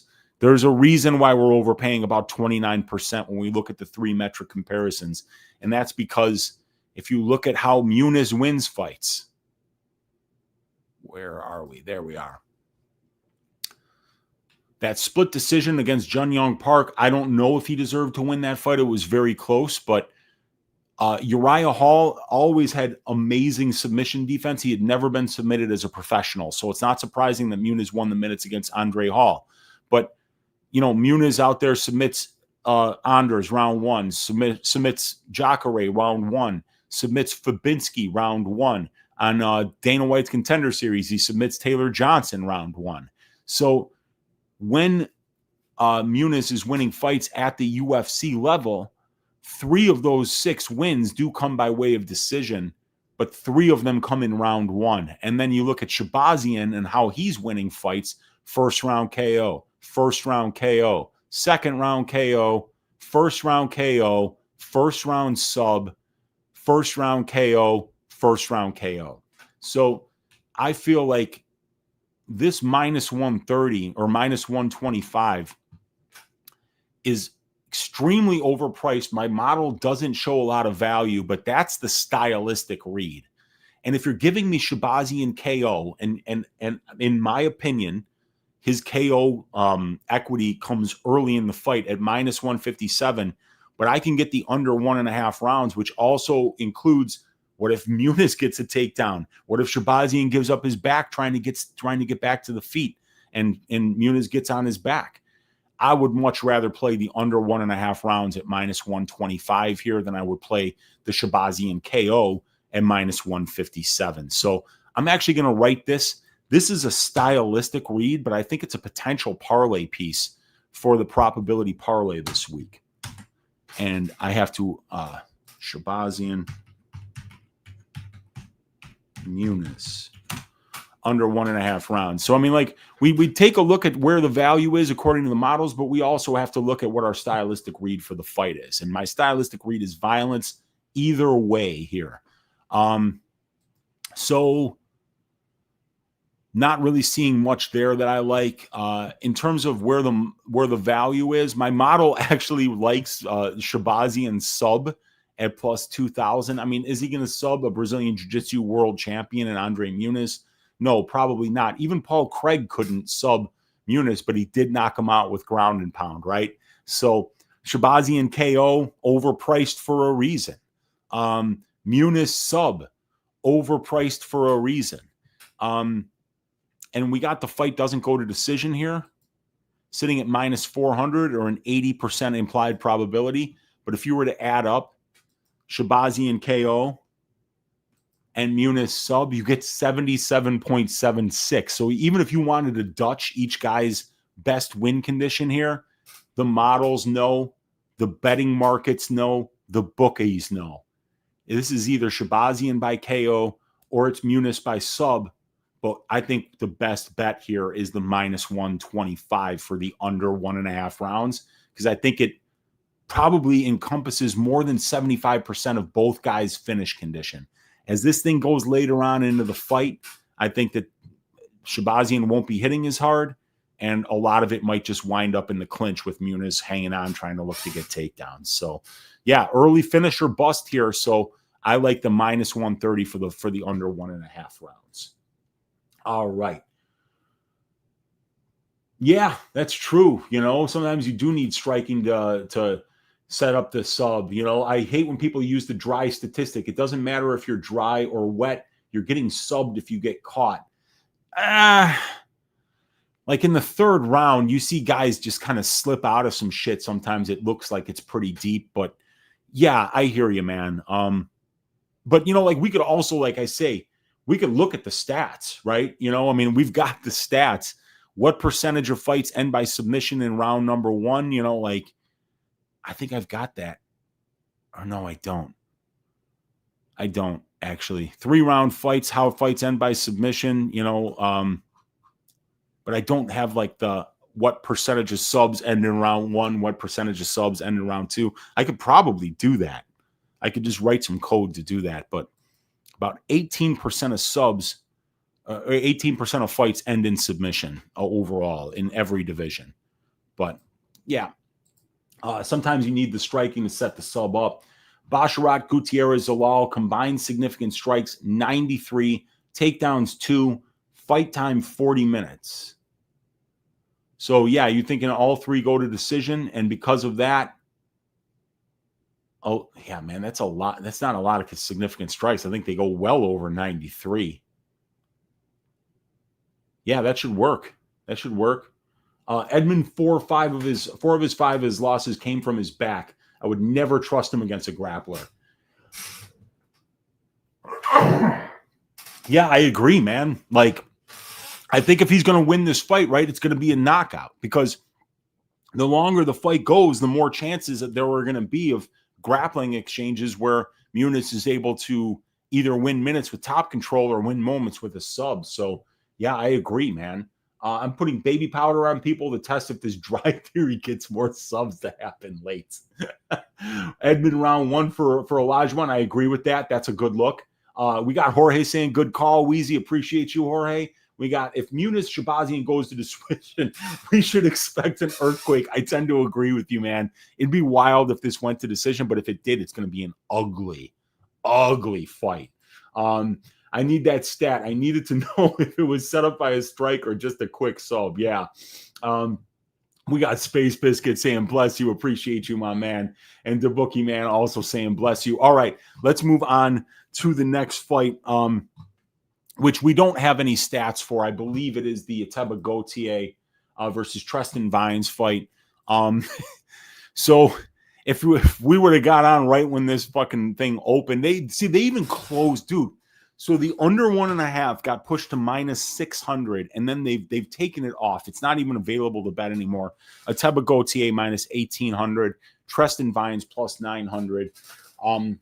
You know, guys, just don't bet this fight. Don't bet it. I'm not going to be betting it, and I won't be breaking it down just simply because there's no props on it. But this is going to be Ateba Gautier round 1 knockout, and I would not put it in your parlays because it's going to be something like minus 500, honestly. It's going to be the widest under 1.5 line we've probably ever seen in the history of the UFC, and this is going to be the widest first-round KO line we've ever seen in the history of the UFC. So let's move on to Magomedov versus Pyfer. this is Uncle Weezy's ass shaving of the week. I do think that Pyfer is going to get Magomedov out of there. I just think that there's a big durability, heart, and got that dog in him. Difference between these two guys. Like I feel like if Joe Pyfer had a bunch of money, he'd probably still be fighting. You know, where if Abus had a bunch of money, he'd be doing anything but this. You know, so Abus, how does he win fights? He's a well-rounded fighter. This guy is a very good striker. He's got a great frame for the division at 6'2" with a 78-inch reach. He can wrestle offensively, and when he does that, he's able to win minutes and moments on the ground. The cardio is not great. The durability is not great. The heart's not great. But he's kind of like the coach's son, right? He's doing this because dad made him do it. But he's good at everything because dad probably fought or something like that. And then he's been in wrestling classes since he was a kid. He's been in striking classes since he was a kid. He just looks like that type of a fighter. Like somebody mentioned, if you guys remember, Gagiasulov, Magomed Gagiasulov, the guy that fought the Bolivian punching bag on Dana White's Contender Series, he got cut after 2 fights. And he reminds me of Abus, you know, above average at everything. But like when he's in there, it just like the look on his face is that he'd rather be doing anything but MMA. So look, there's a lot of reasons to bet on the Abus Magomedov side that we talked about last night on Balls Deep Breakdowns. And I just want to be real clear about this, right? Reasons to bet on Abus Magomedov. He's bringing some solid momentum into this fight, having won his last 3 fights. He's a well-rounded fighter with multiple paths to victory who has only lost to top 5 guys, Caio Borralho and Sean Strickland. And he's got a lot more pro experience, and he's got a strength to schedule advantage here. So, like, I think Abus can potentially win the minutes and moments even at distance striking range of this fight. I think he's the better offensive and defensive wrestler that early in the fight should be able to dictate whether it takes place on the feet or not. But I think Pyfer's going to punch him in the face, and I think he's going to go away. And this is not this kind of analysis coming from me is a pure stylistic read, you guys. It's not a data read. It's not a trends read. This is a guy that I think is a true fighter in Joe Pyfer going up against a guy who's been finished in 4 of 6 losses. It would be 5 of 6 losses if Caio Borralho showed any urgency whatsoever, but he doesn't. You know, Caio's had several guys on death's door and just chose not to finish them because he didn't feel like taking any risks. So, yeah, I mean, I think Pyfer goes out there and I think he knocks this dude out, dude. I just don't trust Abus's durability. I don't trust his conditioning. And even though Joe Pyfer slows down, Abus Magomedov slows down. He's not going to be able to, like, if he tries to get into the clinch against Joe, I think Joe's going to fuck him up there. So, yeah, Pyfer KO. It's how I'm looking at this. So, and like I say, I don't think it's great analysis on my part, if I'm being honest with you. I think that this is the most obvious result, and I'm not basing it based on any stats. I'm just basing it based on the fact that this guy's knocked everybody out but Kelvin Gastelum, who's impossible to knock out. And Abus Magomedov has been put on death's door by anybody that has a pulse that hits hard. So I'm really not going anywhere else but Pyfer KO. Pyfer inside the distance at minus 109 is about 11% more expensive than the KO prop. And I'm not really expecting Pyfer to try to take this guy down and submit him. I think he's going to knock him out on the feet. Pyfer by decision is something that my model likes quite a bit at plus 400. I don't think this fight's going to see the full 3. So, yeah, man, Pyfer by KO is all I see here. On this side, in terms of Magomedov, Magomedov by decision is, in my opinion, his best path to win this fight. So,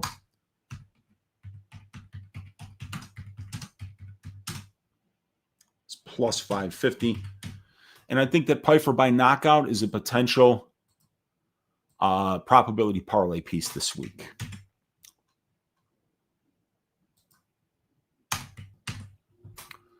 All right. Let's see what you guys are saying in the chat here. You heard that this fight wasn't happening. The Shahbazyan Muniz fight. Yeah, that wouldn't surprise me, man. Muniz is, I don't know about this guy. So, and my guy, the bookie man, when he speaks, it's good to listen. This guy absolutely knows his shit. Olajuwon saying there was a very recent, very juiced under 1.5, and I sprinkled the over. It cashed by like 2 seconds too. I remember that. There was a recent fight. Oh, God, yeah. Yeah, dude, I know which one you're talking about, too. It should have never went over. And I think it was 2 heavyweights who beat the fuck out of each other, if I'm not mistaken. I can't freaking remember who it was, but it was recent. Wait, why wouldn't you put Gautier in a parlay? Just as a little bonus. My fault. I'm new to this game. So here's why, right? Gautier's money line right now is minus 1,800. So the minus 1,800 implied probability is 94.74%. So what that means is when you add that leg into your parlay, it's only going to increase your payout by 1 minus whatever the number is that we just saw, 94%. So you're getting a 5% bump in your payout, but you're adding another leg to the parlay. And this is MMA, and fucking weird shit happens. Dude, Gautier could get a takedown, could be beating this dude up, and then just blast him with a knee while his knees are down and get disqualified and lose the fight. Another thing, Ateba Gautier is from Africa. If Tre'ston Vines were to win this fight, right, he's probably going to be 20-1 by the time it's over. Ateba Gautier could tell people, I'm going to throw this fight. I'm going to pretend like I got hurt early in the fight and lose this fight. With $20,000, right, at 20-1, you could win $400,000. Somebody like Gautier, who comes from Cameroon, take $100,000 of that money back to Cameroon, and you could probably be fucking president.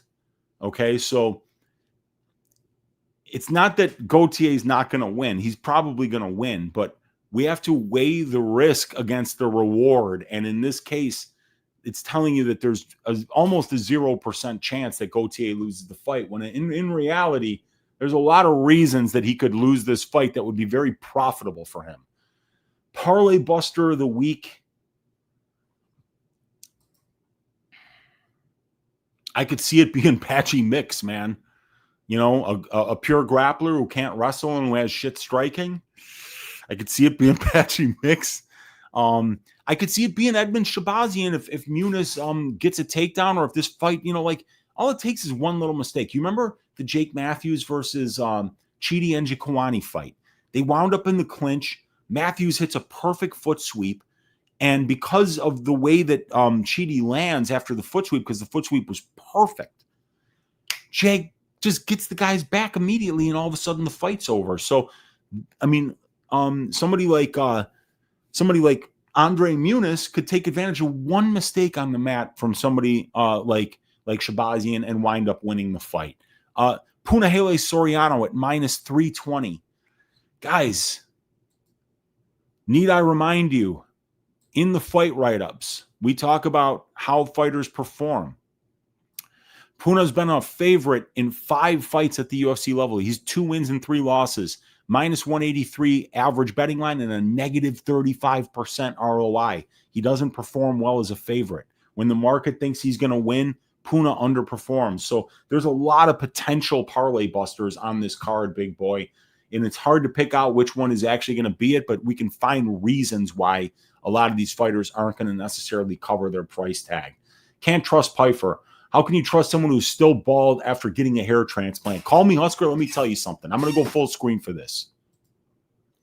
If you don't think that getting a hair transplant and then shaving your head before a press conference is a fucking power move, I think it's kind of a baller move, you guys. Pyfer is signaling to us that he has so much money and so much confidence that he could actually go and get a hair replacement and then pull a Michael Jordan and shave his head. There's a mental game going on here. I think Joe Pyfer is playing chess while the rest of us dumbasses are playing checkers out here. Now, I might be wrong about that.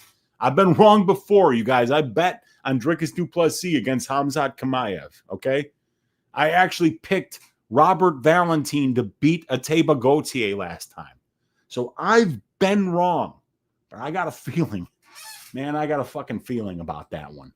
I'd rather take up a Depensi, the crocodile, than have money. I don't know what crocodile is, but I don't want to be on it either. I think from that comment, Pyfer is decent, but ass. He hits hard, dude. He hits hard, like Bo Nickel. Yeah, exactly, like Bo Nickel. Remember that one? I think this one goes the distance. It could. I probably will be playing Pyfer KO though. Fight of the overachieving bums. They're not overachieving bums. These guys are good, man. Pyfer and Abu are both good. Pyfer round 1 KO. Abu's can't eat the shots Kelvin took in the last fight. Agreed. Isn't worth the squeeze. If he loses, you feel like a complete dumbass. And that's the thing, man. It's just you're not getting much for adding Gautier to your parlay. Going to sleep. We'll watch the rest in the morning at work. Let's get it, says Elias. Appreciate you, my man. All right, you know what, you guys? We got to keep moving here. We got to keep moving. It's going to, at the bookie man saying Weezy going to make a lot of people money this week. Pay attention. And Weezy, don't put the brown sweater on for nothing. He's going to cook this weekend. There we go. Let's go. Weezy's the man. Appointment TV. Appreciate you, Esteban. All right, you guys, let's move on here. Let's see here.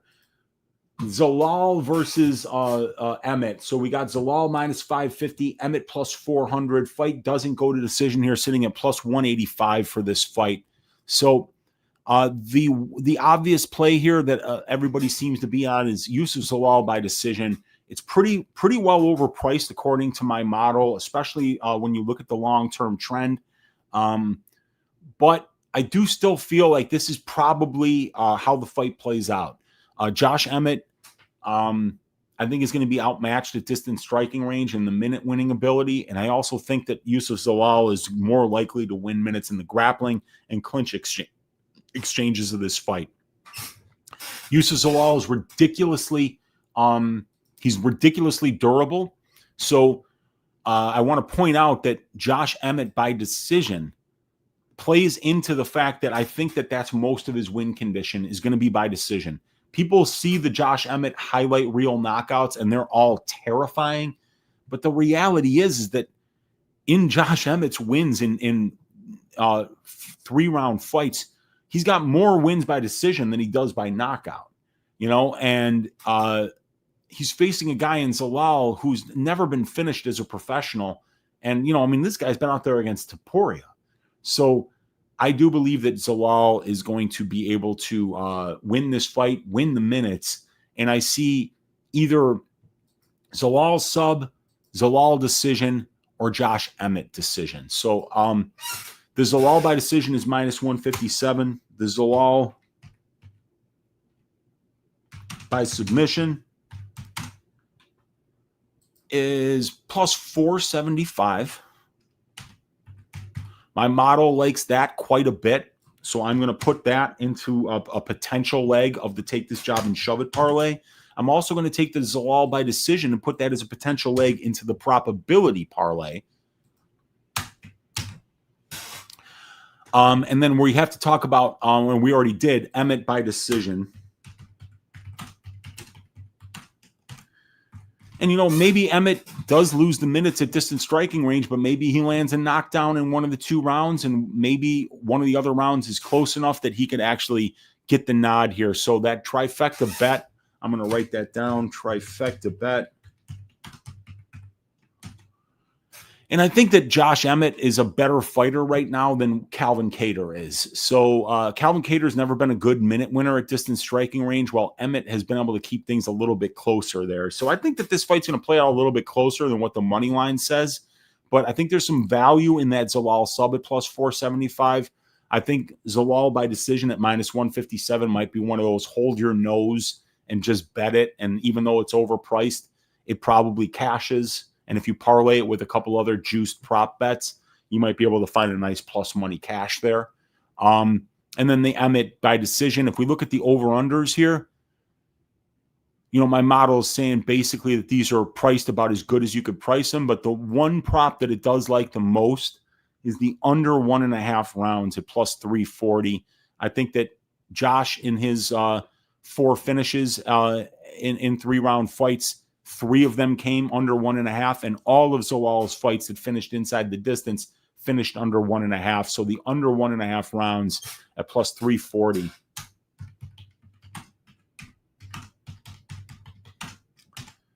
Is something that my model likes quite a bit for this fight. All right. Yeah, dude, why not trust Ateba as a minus 1,000? Remember Robelis to Spain. Absolutely. There you go. There you go. Well said, Paul. That's exactly what we're talking about there. Call him under the canopy saying, any recommendations for DraftKings tournaments lineups, any confident finishes or confident boring decision matchups?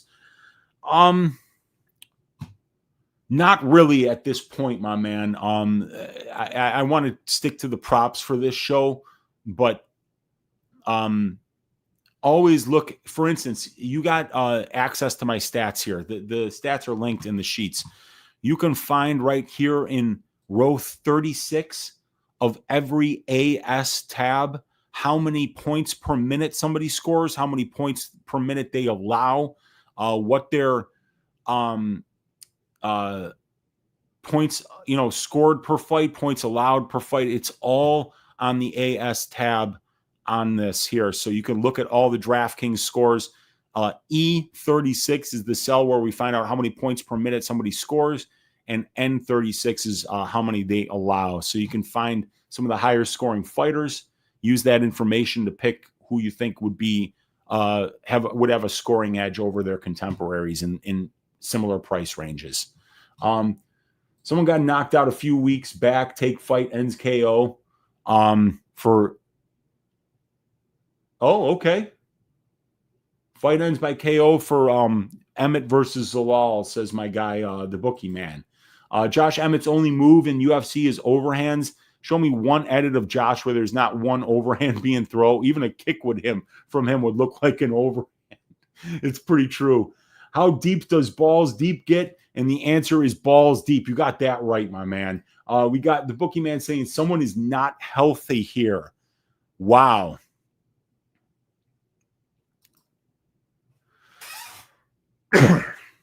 That might be a little bit of inside information from our guy, the bookie man. So interesting. Zalal by unanimous decision, maybe. It's minus 120. I don't mind it, but the thing that bothers me about that is he took round 3 off against Calvin Kattar because he won rounds 1 and 2, and Youssef Zalal is a very smart fighter. He didn't take any risks, so he might give away the 3rd round here if he wins round 1 and 2. Oh, God. Got a tickle in my throat, you guys.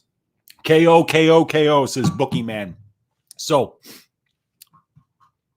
fight ends by KO for this fight is listed at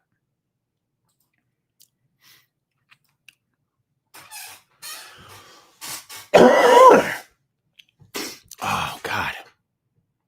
Method, any fighter by KO is plus 400.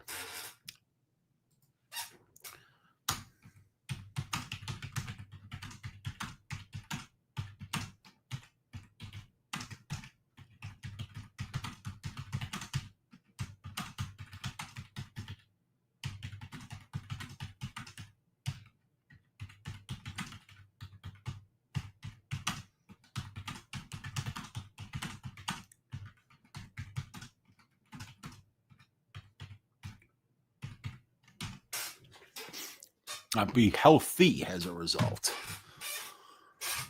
I need water. Excuse me, guys.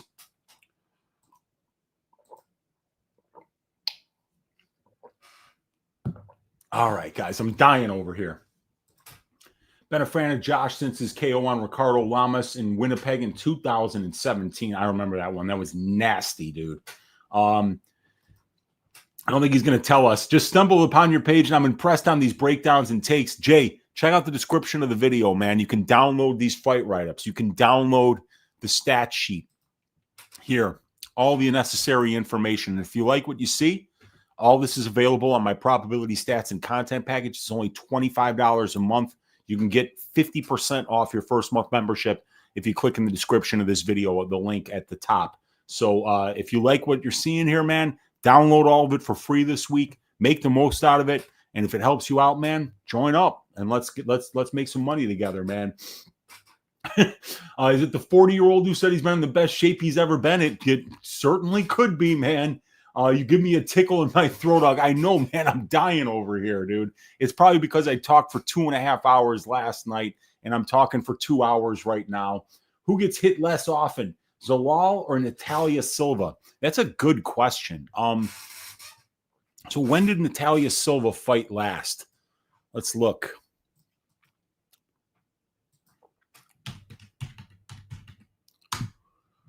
So Silva last fought May 10th.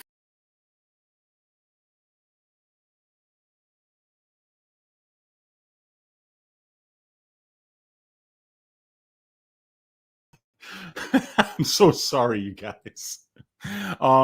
Here, let me share the screen with you guys. I just actually kicked myself out of my own stream here. Right. Yeah, there we go. So Natalia Silva last fought on May 10th. So I am going to search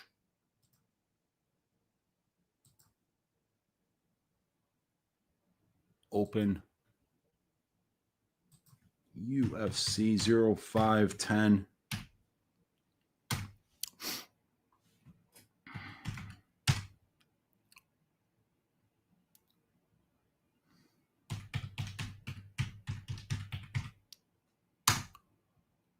Okay. Open that up. So without the stats from that fight, if we look at Natalia Silva,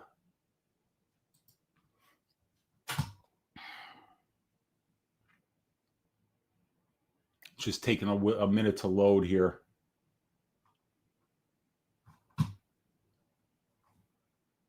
What the fuck? Really? It takes that long to load? That's weird. All right. Jorge saying, but Emmett is 40 trying to get a chin of a fast Moroccan. Just pass, Wheezy. I hear you, dude. MMA Tard saying, just tuned in. Who may have been KO'd in training? One of those guys might have gotten KO'd is what he's saying. Sup, gentlemen, finished work and made the main card. Appreciate you, Glenbot. Olajuwon saying, what's up to Glenn? Sup, Dream? On my way home from work, says my guy. So Natalia Silva, 66% distance striking defense. And against Grasso, she landed 64 of 162. So 81 would be 50%.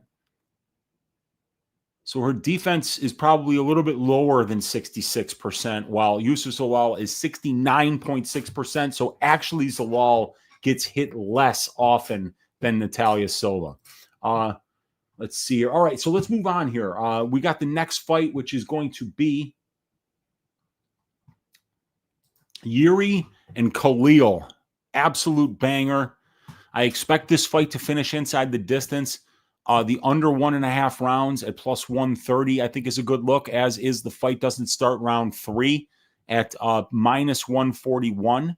I think those are the two ways to play this fight if you're looking for violence.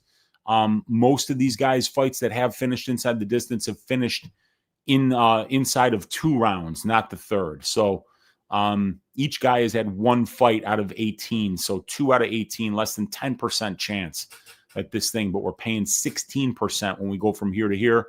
So fight doesn't start round 3 at minus 141 is plus EV here, according to my model.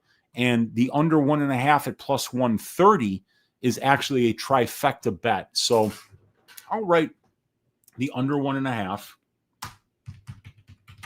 0.5 rounds at plus 130. I like Prochaska by KO at plus 108.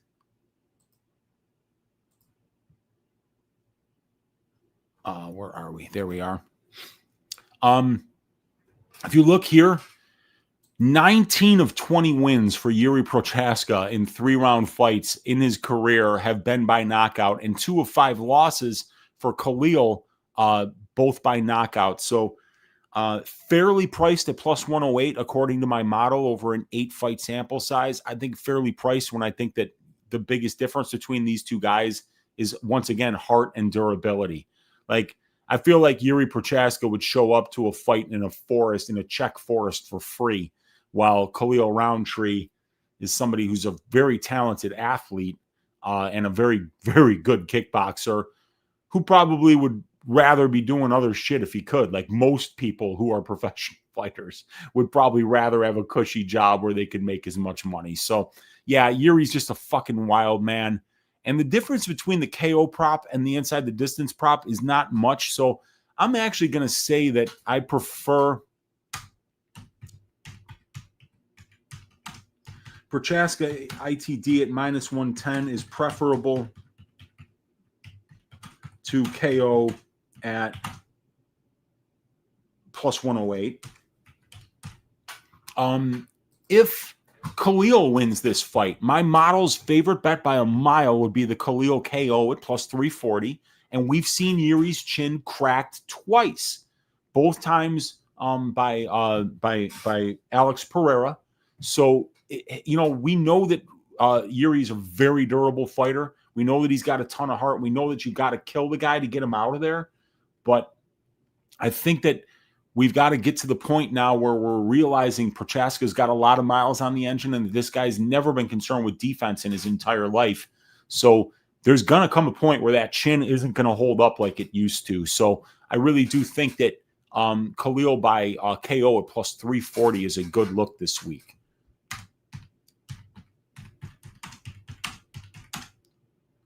Plus 340. And I'm looking for somebody to get served, man. I'm looking for a Prochaska KO, a Prochaska inside the distance, and under 1.5 rounds. Khalil by knockout. The decision props here, Khalil's only won 2 of 9 fights by decision, and one of them was one that he didn't deserve to win against Dustin Jacoby. So he's just not a minute winner at this level. And then Yuri's never won a fight by decision that's been 3 rounds in his life. He's got 1 win by decision, and he was either in a 2-round fight or a 5-round fight. So, man, I think we found the spots because I think it's just going to be fucking violence here for Yuri. So, Yuri violence, Khalil violence, violence overall. That's where the value is. And if this thing does go to decision, you're only getting 550 and 500 on the props here. It's just not juicy enough to sit with your butthole clenched for 15 minutes in a Yuri Prochaska fight. So, yeah, man, that's what I like for this one. Let's see what you guys are saying in the chat here.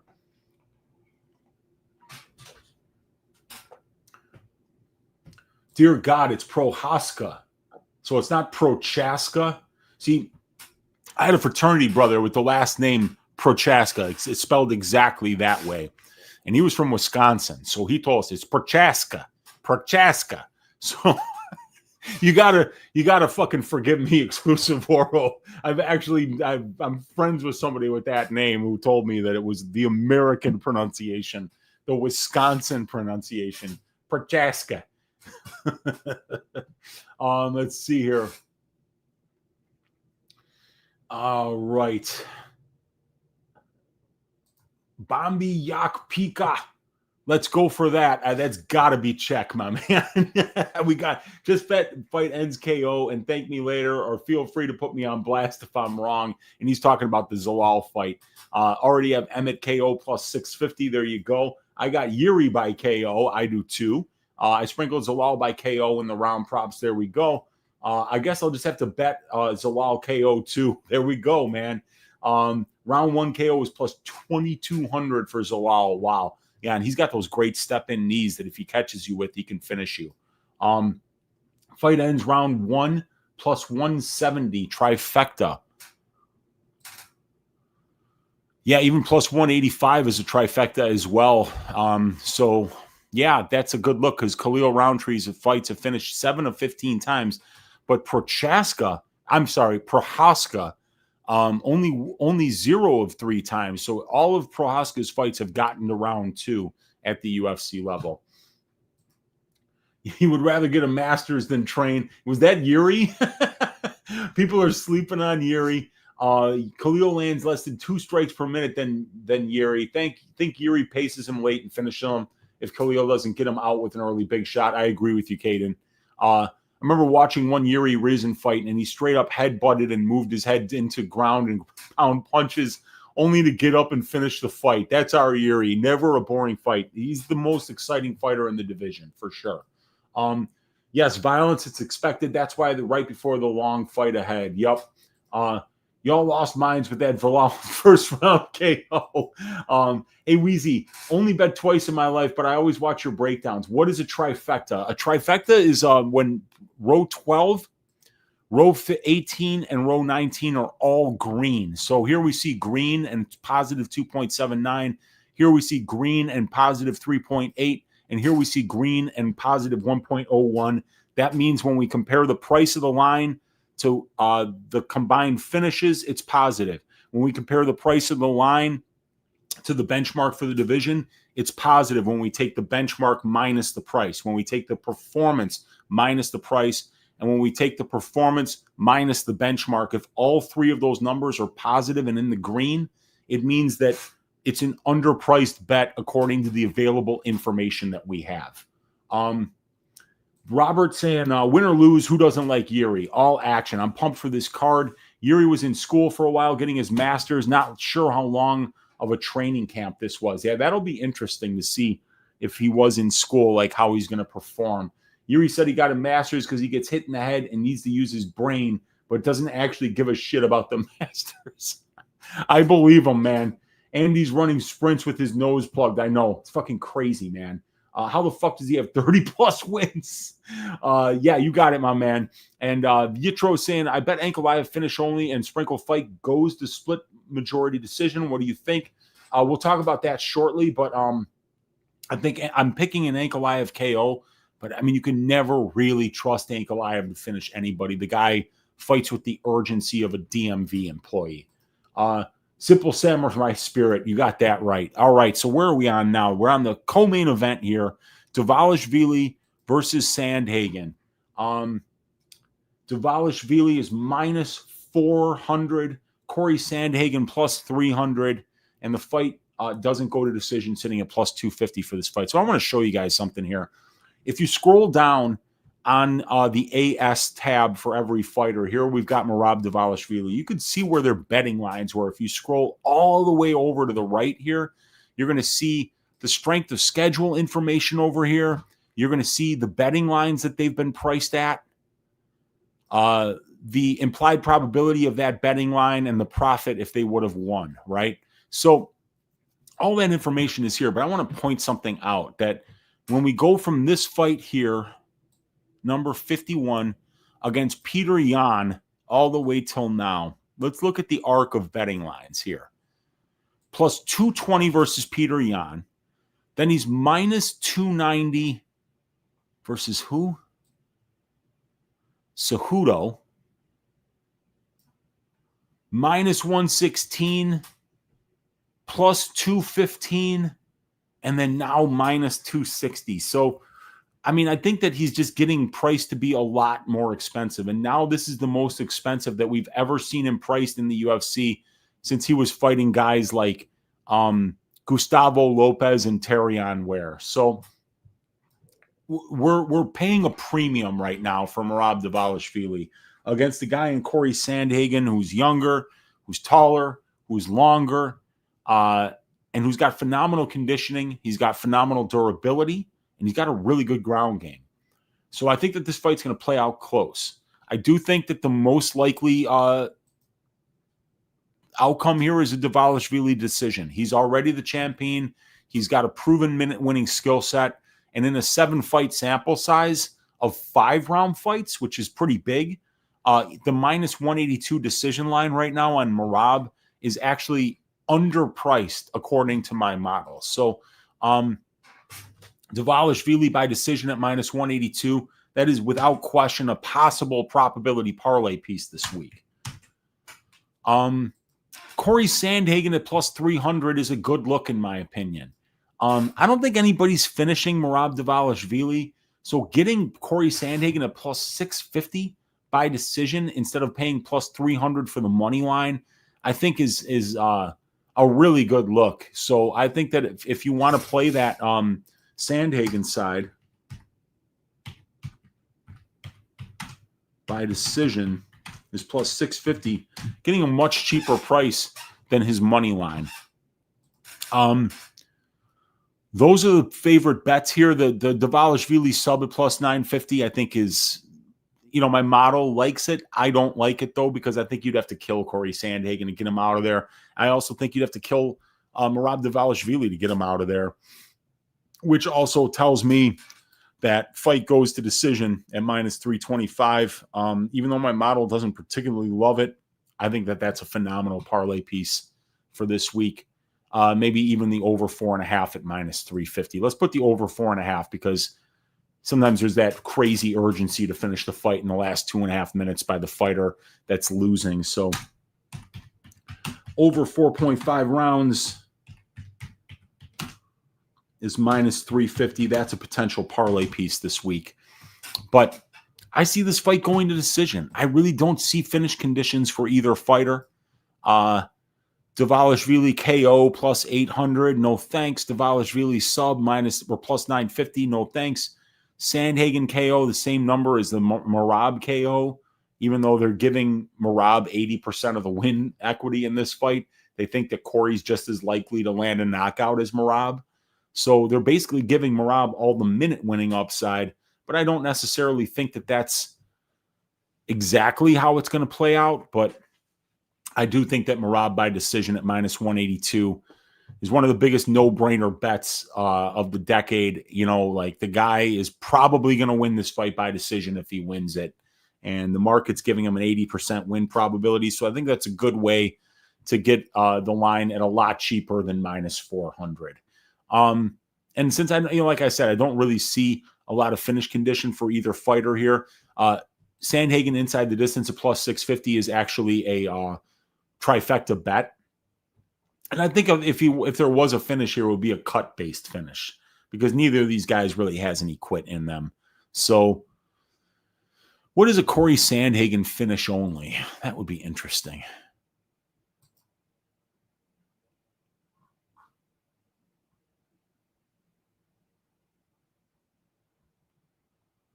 Plus 110. I mean, that's crazy, man. So I'm going to, I think that the Corey Sandhagen money line at plus 300 has some value this week. I really do. Yeah, let's see what you guys are saying in the chat here. Jorge saying, Wheezy, Georgia is close to Greece. Don't fuck up your dharma. Just pick a guy on a mission to get a good wife. His words this week. I know, man. I know, man. Georgia is close to Greece. If you bet on O'Malley and you're not on Sandman, you shouldn't be betting. This will be Merab getting knocked out. Knee right up the center. This is a bad matchup. I agree with Wheezy on Merab by decision, but my bet will be Corey TKO.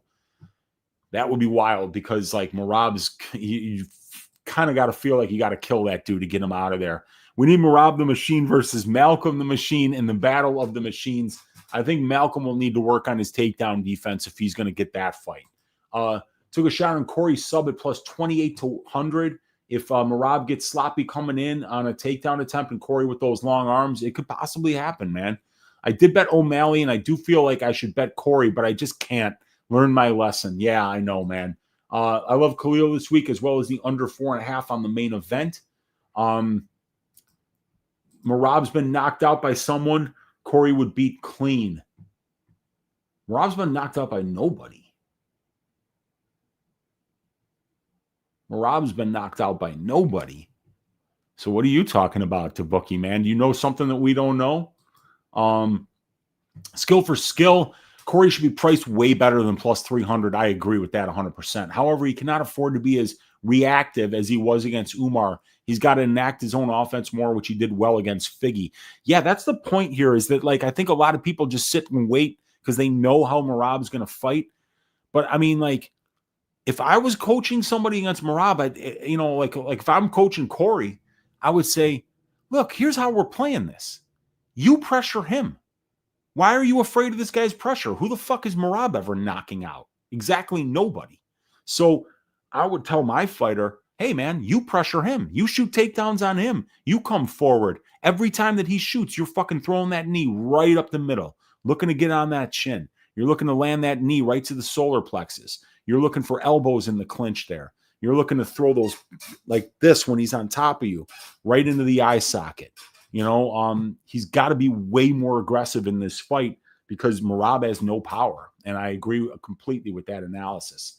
Merab has to come forward. He can't win at distance on Corey for sure. Merab wasn't going to wrestle or focus on it. He mainly wants to try his new stand-up game. He's looking for a knockout. Yeah, that would be a great reason to bet against him. If Merab actually believes he's going to knock out Corey Sandhagen at plus 300 is the bet of the century. Maybe he's talking about Moraes. He almost got finished by Moraes. Yeah, Moraes. Moraes was fucking this close, dude. And I had a bet on Moraes first round KO at plus 800. Talk about fucking pain. Rob has been knocked out. I'll text you the footage. Okay, so you heard it from the bookie, man. Corey might TKO. I could see it if he's been knocked out before, man. But like Corey doesn't do what he used to. He seemed to become a more safer fighter to me. How for a banger regardless. Yeah. I think the key to this for Corey is the jab, says Yitro. Yeah. All right. Let's move on to the main event of the evening. Ankalaev against Pereira. We got Ankalaev minus 262, Pereira plus 222. The fight doesn't go to decision here, sitting at minus 140. So my model likes fight doesn't go to decision at minus 140. I'm going to write that one down.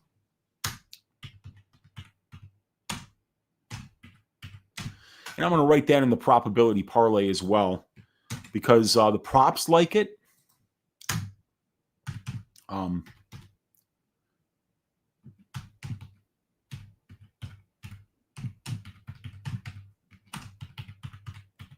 And I just want to say, anytime you bet a fight doesn't go to decision in a Magomed Ankalaev fight, prepare to be as mad as you've ever been in your life. Like I said, Magomed Ankalaev fights with the urgency of a DMV employee. The guy, you really need to stay in his face to make him want to fight. So minus 140. I do think somebody gets served here. Pereira might be completely checked out. And if that's the case, I think even Ankalaev can finish him. And I think if Pereira shows any kind of urgency in this fight and is willing to blast inside leg kicks, is willing to find, it's just that Pereira has struggled so hard with these fucking southpaws, man. It's so much easier for him to land those leg kicks against orthodox fighters than it is against southpaws. And a lot of guys are just fighting him southpaw now just because they know that he's not nearly the same fighter without that left hook being a major weapon and without those calf kicks being a major weapon. So I like Ankalaev. I think Ankalaev is a decent parlay piece this week. But we also got to remember that Ankalaev was priced around plus 100 last time out. And this fight was 48-47 on two scorecards. So even though it was a fairly dominant performance from Ankalaev, that's what a dominant performance looks like from Ankalaev. He just doesn't do much. So I could kind of see how people would think that there's value on that Pereira money line. But with Ankalaev being a southpaw, with Ankalaev being 5 years younger, with Ankalaev having won the first iteration of this fight, and with Pereira being 38 and potentially on his way out and not needing to fight anymore to make a ton of money, I really do think that this is going to be Ankalaev. But there's one thing that I noticed here that's just fucking absolutely bonkers. It makes no sense. Ankalaev by decision is plus 148, but Pereira by decision is plus 1,200. Magomed Ankalaev, who doesn't do jack shit, whose wrestling is fucking horrible. He's got the worst wrestling in all of Dagestan. There's not one male of fighting age in Dagestan that has worse wrestling than fucking Ankalaev. This guy, when he gets on top, he's great. But boy, is his wrestling dog shit. 22.7% takedown accuracy. He went 0 for 12 against Alex Pereira, who has no ground game. So why can't Pereira win a decision, man? I mean, like, Pereira by decision at plus 1,200. I'm probably going to be sprinkling that for a quarter unit this week. That's a really wide line. The numbers that we have here are liking violence in terms of where the over-under bets are placed. So, I think that Ankalaev inside the distance, Ankalaev KO at plus 220. I don't think he even knows how to finish a submission. So both guys' KO props, I think, are also really good too. So Ankalaev KO. Pereira KO. Fight doesn't go to decision. That Pereira decision prop at plus 1,200 is pretty nice. But we don't have to write Ankalaev KO because we've already got that in the stylistic reads right here. So, yeah. In terms of that fight, this is one I'm probably not going to have much action, if at all, any action on it, just because Pereira is a bit of an unknown. I think that Ankalaev should win this fight, but if Pereira looks better than he did last time out, if he has more success with the leg kicks, I could see him potentially winning this fight. But yeah, Ankalaev inside the distance plus 185. Fight doesn't go to decision at minus 140. Those are my favorite plays for this fight. No foot, no Shama. Ankalaev's bug advantage is against the cage. He can make Pereira uncomfortable there. Yeah, he was easily able to control him in the clinch. Can I find it on YouTube? Probably not, man. I agree. Got a feeling someone is getting served here. For such a great striker, Pereira cannot read the straight left for shit. Also love how Ankalaev mitigates risky scenarios and his teep is money. Yeah, Ankalaev's so fucking good, man. Ankalaev has the advantage against the fence, and that's his biggest edge, and it's a very big edge. Wheezy really doesn't like Big Ank. Yeah, I don't like him. I don't like watching him as a fighter, but, a lot of these dominant fighters are fucking boring.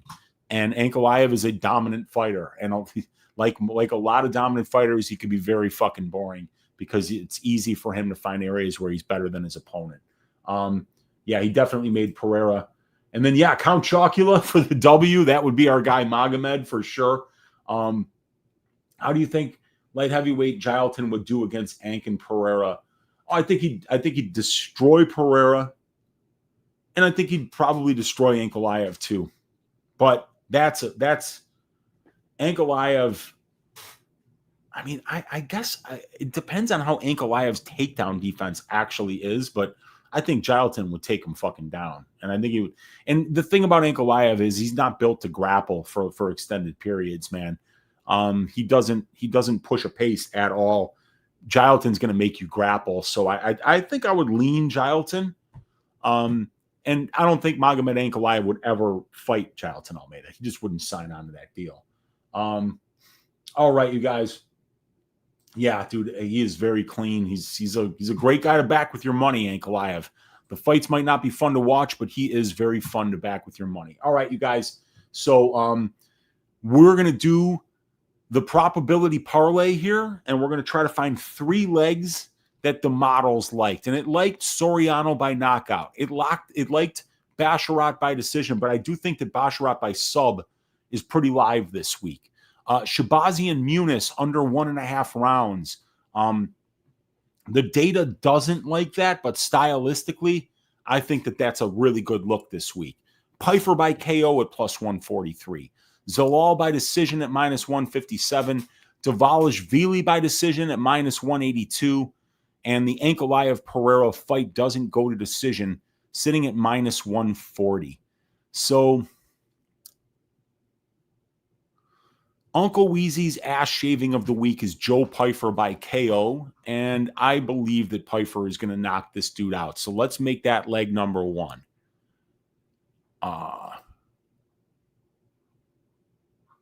Pyfer by KO plus 143. Next leg, Zalal decision. Davalishvili by decision at minus 182. I mean, like, maybe Corey gets a knockout, but I think that this is a pretty safe line to back with your money. My model says that it's underpriced even at this huge juiced number. So let's put that as a really nice leg here. Davalishvili by decision. Minus 182 brings this two-leg parlay up to plus 277. And then there was something else that I liked that I didn't write in there, but well, now we can't do that because the over 4.5 rounds is minus 350 for Sandhagen versus Davalishvili. So, Pyfer KO, Davalishvili decision. And then we could maybe bet Pereira Ankalaev violence at minus 140. We could bet Shahbazyan Muniz violence at minus 125. We could do Basharat by decision at plus 175 if we don't think that he's going to get the submission. I wonder what you guys are thinking here. Yeah, dude, smash that like. Appreciate you, my man. 254 of you guys hanging out live. I do this behind a paywall every week for my Odds Shopper members. If you want to get access to shows like this, shows like Balls Deep Breakdowns, if you want to get access to these fight write-ups that you see on your screen that you can download in the description of this video, if you want to get access to my betting models, my matchup stats, my individual fighter stats, over-under betting model, prop betting model, that's all available in the description of this video as well. Feel free to download it and use it this week. And you can click on that link. 50% off your first month's membership of the Probability Stats and Content Package going forward. Only $12.50. Great way to support my work, and also a great way to support your gambling habit by giving you access to the most amount of information possible so you can make the best decisions. Yeah, I know, man. Didn't make it out of the hood with the last one. Maybe this week. We were close on the last one, man. That Jake Matthews inside the distance was a really, really bad beat. All right. Let's see here. So that third leg, I wonder what we're going to do here. Are there any over 1.5s that we like? Not really. Not really. So that third leg, let's make it the Ankalaev Pereira fight doesn't go to decision at minus 140. That'll give us a big plus money number on this probability parlay here. Let's see what it ends up at. Or we could do Prochaska by KO. I wouldn't mind that either. Or Prochaska or Prohaska inside the distance. Fight doesn't go. No, minus 150. That would bring us up to plus 529 here. That's a big number. That is a very big number. Let's do it. Let's make that our probability parlay for this week. Comes out to plus 529.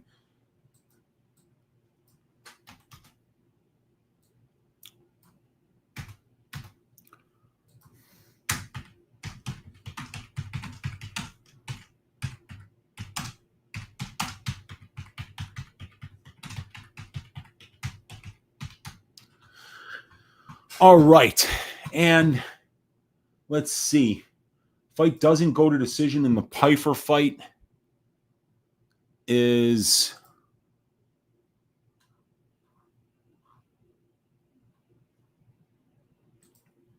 minus 220. So that's a lot more expensive than plus 140 for Pyfer KO. Jiri KO 2-3. Yuri inside the distance is better. I don't mind that at all, dude, but that would be even a bigger number. And I kind of tend to agree, man. Like counting on fucking Magomed Ankalaev to get a finish when I could count on Yuri Prohaska to get a finish. I'm going with my guy Robert Saladino here. Prohaska ITD minus 110, I think. So let's make this an even bigger number.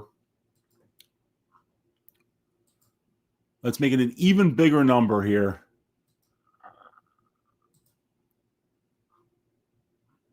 Method.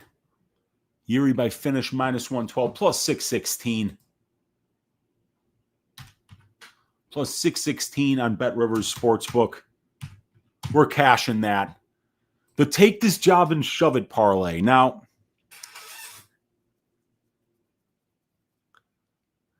let's say that we were to do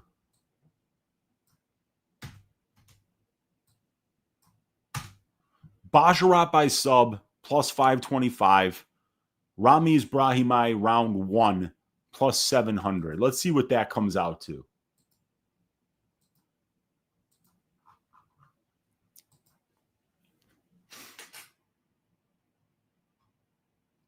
So Brahimaj round 1 plus 700. Basharat by sub